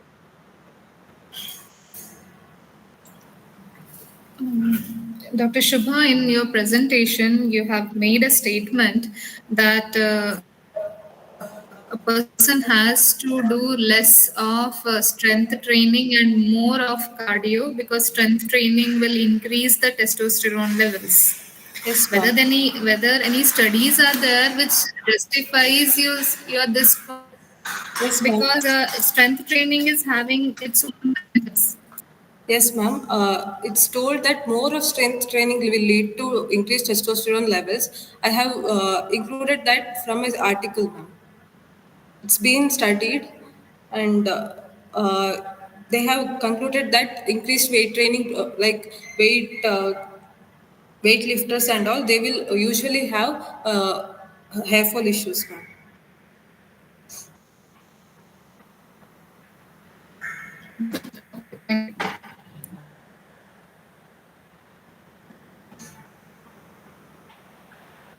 Judges, any more question? No, it's over from my side. Thank you. Thank you. Thank you.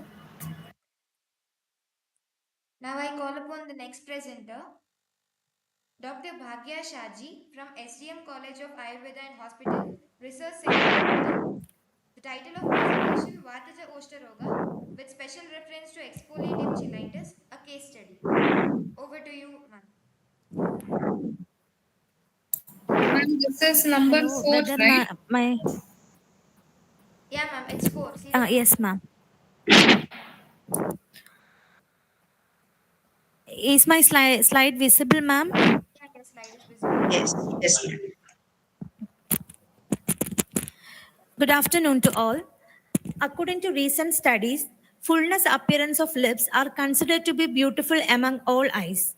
With this small quotation, myself, Dr. Bhagya Shaji, I welcome you all for national level seminar Punarvasu, my presentation entitled Vadaja Oshtaroga with a special reference to exfoliative cheilitis, a case study. Moving into the introduction, according to Ayurvedic science, all rogas are caused due to the Tridosha Pragopa. Lips also doesn't have any exceptions. Any diseases which is affecting the Oshta can be considered as Oshtaroga or Oshtapragopa Vyadis. This Oshtaroga comes under Mukharogas. Oshtarogas are of 8 types. Vadaja Oshtaroga, Pittaja Oshtaroga, Slaishmiga Oshtaroga, Sandipadaja Oshtakoba, Kshadaja Oshtakoba, Rektaja Oshtakoba, Medaja Oshtakoba, and Mamsaja Oshtakoba. Among this, I am more concentrating on Vadaja Oshtaroga. The symptoms of Vadaja Oshtaroga include Karkasha, Stapta, Ruksha, Tivra Ruja, Paripatya, Shavada, etc. What is cheilitis? What is cheilitis? Cheilitis is nothing but it is just inflammation of lips. This inflammation can be spread to the entire face also, and it can be this cheilitis symptoms can also be spread to the facial skins, but rarely it will spread to the oral mucosa. These cheilitis are of different types. I am concentrating on exfoliative cheilitis, which is an uncommon condition. It is affecting the vermilion zone of upper lip, lower lip, or both lips. It is characterized by transformation of thick scales of keratin and or flaking. This flaking means just peeling off the skin of the lip. The etiological factors of exfoliative cheilitis is actually unknown, but the recent studies have proved that it can be caused due to stress factors, it can be genetically caused, it can be caused due to deficiency of vitamin B12 and iron deficiencies, and it can be also caused due to some habits like continuous licking of the lips and continuous biting of the lips. Moving to the case study, the patient complains of painful, cracked and peeling lips since 4 months. History of present illness, patient of age 33 years who is not a clear case of diabetic mellitus and hypertension and who is having a habit of biting and licking of lip was apparently healthy 4 months back. Then she has noticed the peeling and mild scaly appearance of lower lips. For this complaint, she has applied coconut oil, but later it gradually spread to the entire lower lip associated with the pain which was pricking in nature. For this, she has visited a nearby hospital and taken medications. After taking medication, her pain got relieved. Means she got a symptomatic relief. After few weeks, she noticed scaling of upper lips also. Symptoms aggravated at cold climatic condition. Because of this complaint, she lost her confidence and she felt difficulties in facing others. She tried changing her toothpaste. She stopped using cosmetic also. But her condition get aggravated. So she visited to our hospital. History of past illness, she is not having any comorbidities. History of family, she is not, nothing is relevant. And moving to the personal history, appetite good, bowel regular, urine output regular, sleep sound, habit, not a smoker and no alcoholism, and diet is mixed diet. But the point which we got striked was the patient like eating more fried items. Moving to the general examination, all vital signs were under limit and stable. Moving to pallor, icterus, clubbing, cyanosis, lymphadenopathy, it was absent. While going through edema, the patient was having mild edema at lower lip. Systemic examination, GIT, no distension, no tenderness, no palpable masses. Cardiovascular system, S1, S2 heart. Central nervous system, patient was well oriented and patient was conscious. Respiratory system, no added sounds.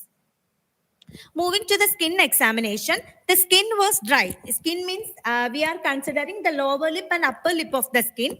The skin was dry and vermilion border was thick. Symmetry was uneven. Color was yellow. Texture was rough.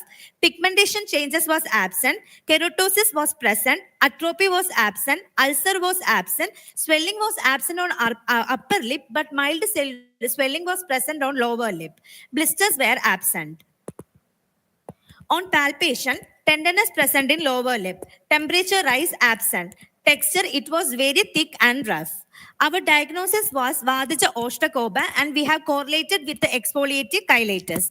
Why we come to this diagnosis was, the patient was having this Rukshatva, Karkasha, this Ruja. So we come to a conclusion that it will be Vadaja Oshtakoba. And while going to the Nidana also, this patient was taking fried items. It will also result in Vadakoba. And the patient, while explaining history, she has told that during this cold climatic condition, her condition is increasing. So we concluded it as Vadaja Oshtakoba. And the treatment which we given was, first we do surgical management. That is, we have taken the informed consent and we have given Silogen test dose. One more slide only. This is the result actually.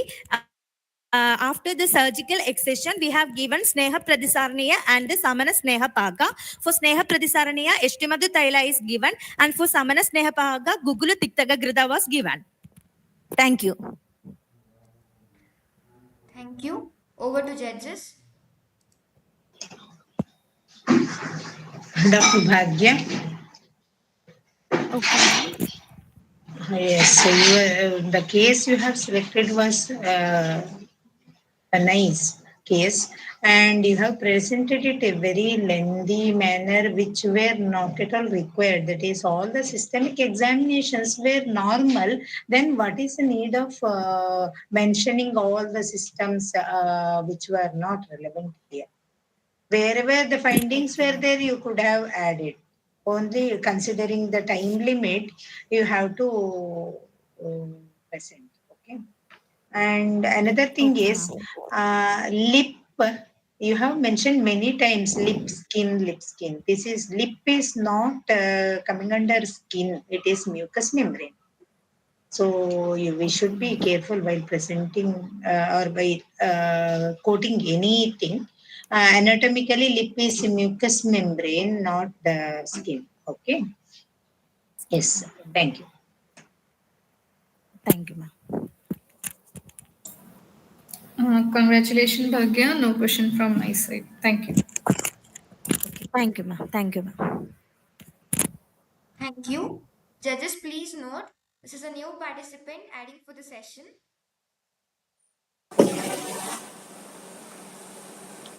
Bhairaji, the next participant. The title of presentation is Significance of Rakta Mokshana in Cosmetology with special reference to Vyanga, a case study. Over to you, sir. Yes, thank you, madam.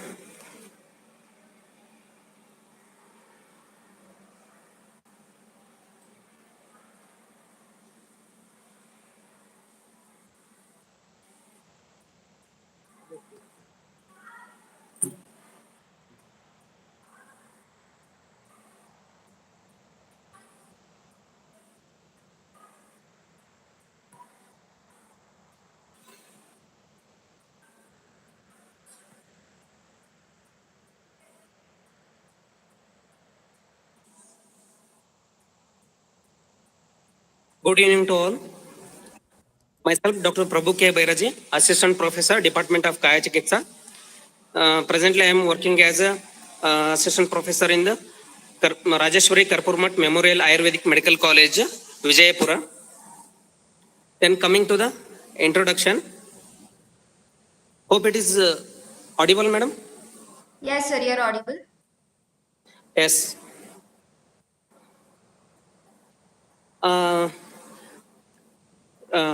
Title, case study is there. Significance of Rakta Mokshana in Cosmetology with special reference to Wenger. Coming to the introduction. First one, cosmetic can help us to look better and feel better about ourselves. And Wenger is such a disease which affects the cosmetic value of the individual. Wenger is a Shudra Roga and it is a Rakta Pradoshaja Vikara. Jalakacharna is a Jalakacharna in Venga has a greater significance and demand for the Ayurveda in the field of the cosmetology. Currently, a case study is being depicted to show the importance of Jalakacharna in Venga. Then coming to the preliminary data of the patient, a 25 years male patient visited our hospital dated on 10th August 2022. With his chief complaint about hyperpigmentation over forehead since 2 years. With his associated complaint, mild burning sensation is present and absence of the redness, pain, itching, and scaling at forehead. History of the present illness is the patient was asymptomatic before the 2 years, then gradually developed the hyperpigmentation and associated with burning sensation over the forehead. Patient consulted a local doctor, but he did not get satisfied with his treatment. So patient visited our hospital for the further management. On examination, firstly coming to the Darshana Pariksha, one is the Shava and absence of the Trava. Then coming to the Sparshana Pariksha, Avedana. Then coming to the Prashna Pariksha, Daha is present and absence of the Kandu and the Ruja. Then coming to the Ashtavidhi Pariksha, patient with the Pitta Vatanadi and Prakruta Malamutra and Aliptat of the Jiva and Prakruta Druk Shabda and Sparsha with the Madhyama Akruti. Then coming to the Dashavida Pariksha, patient with the Pitta Vata Prakriti and Pitta Vikruti.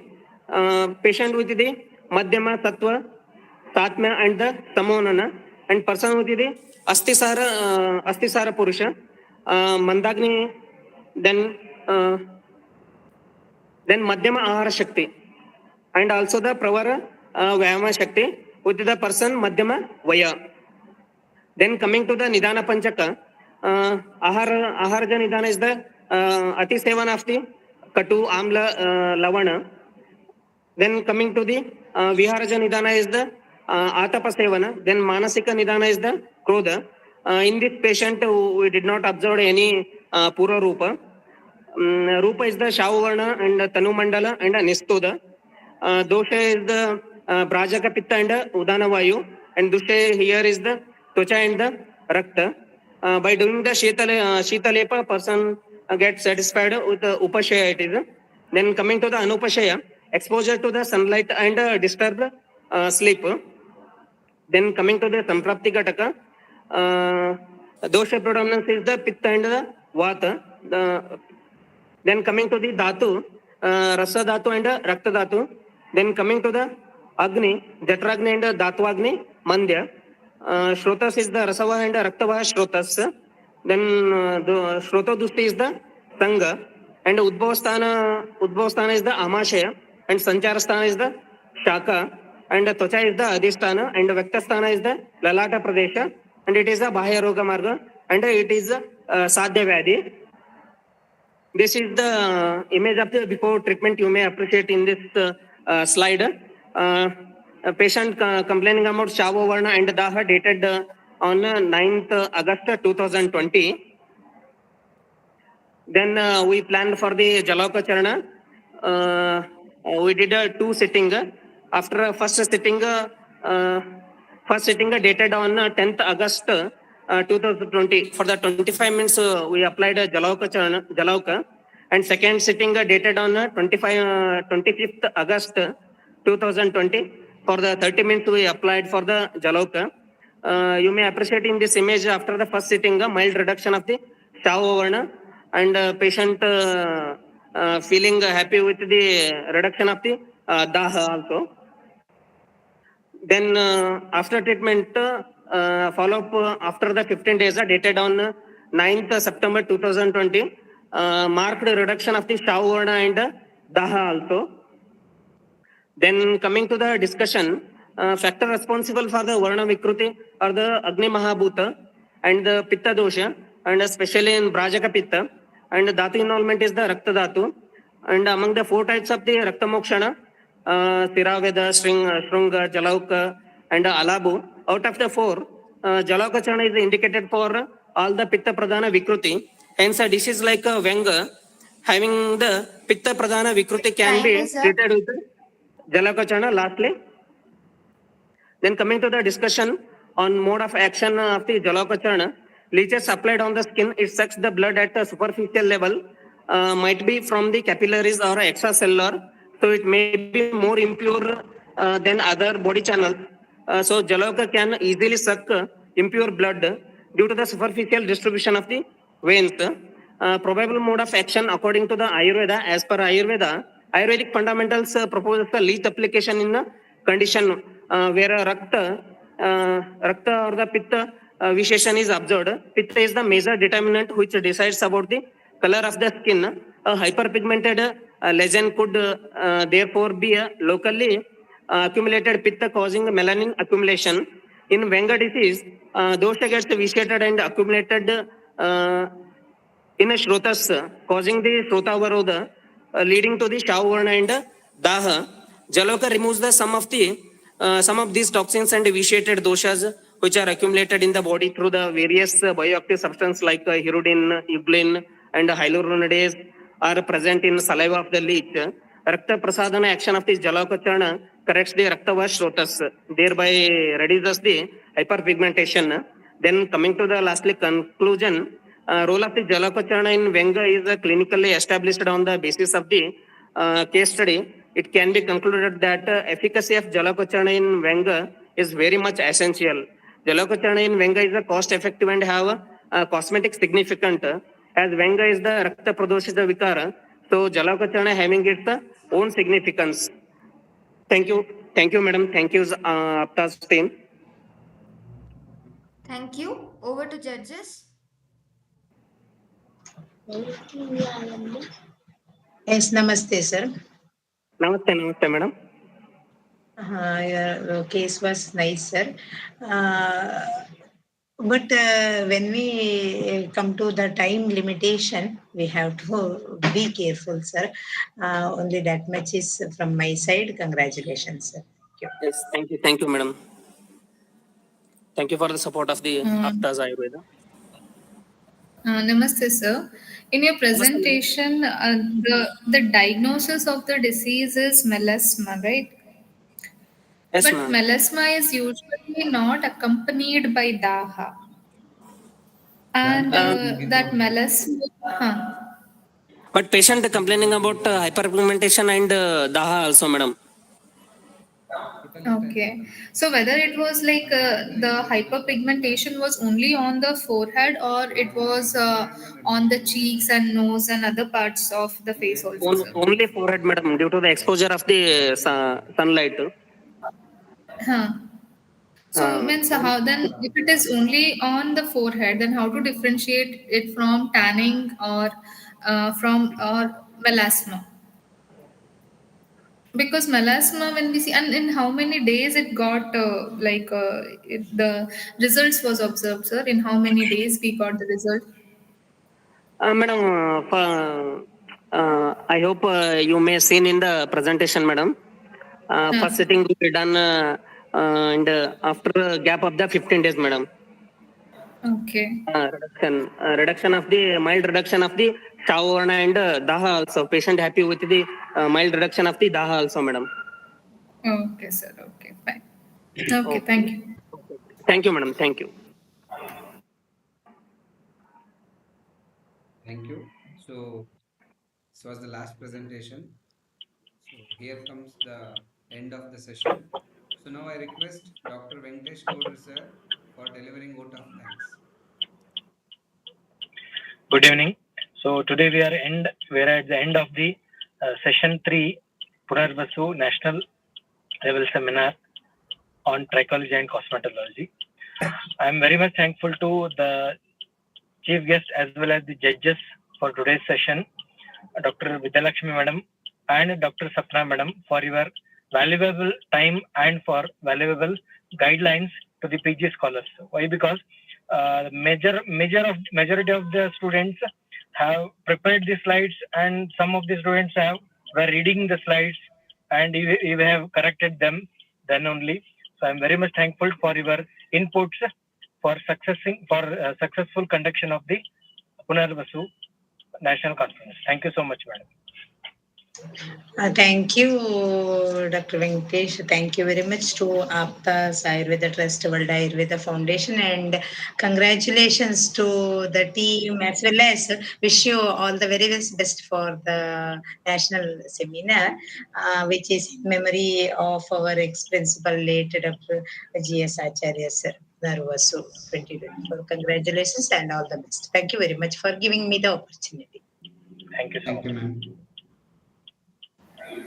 Thank you, Venkatesh sir. Thank you, Apta's team, for giving me an opportunity to witness a nice presentation from all the PG scholars. Thank you, Sharad.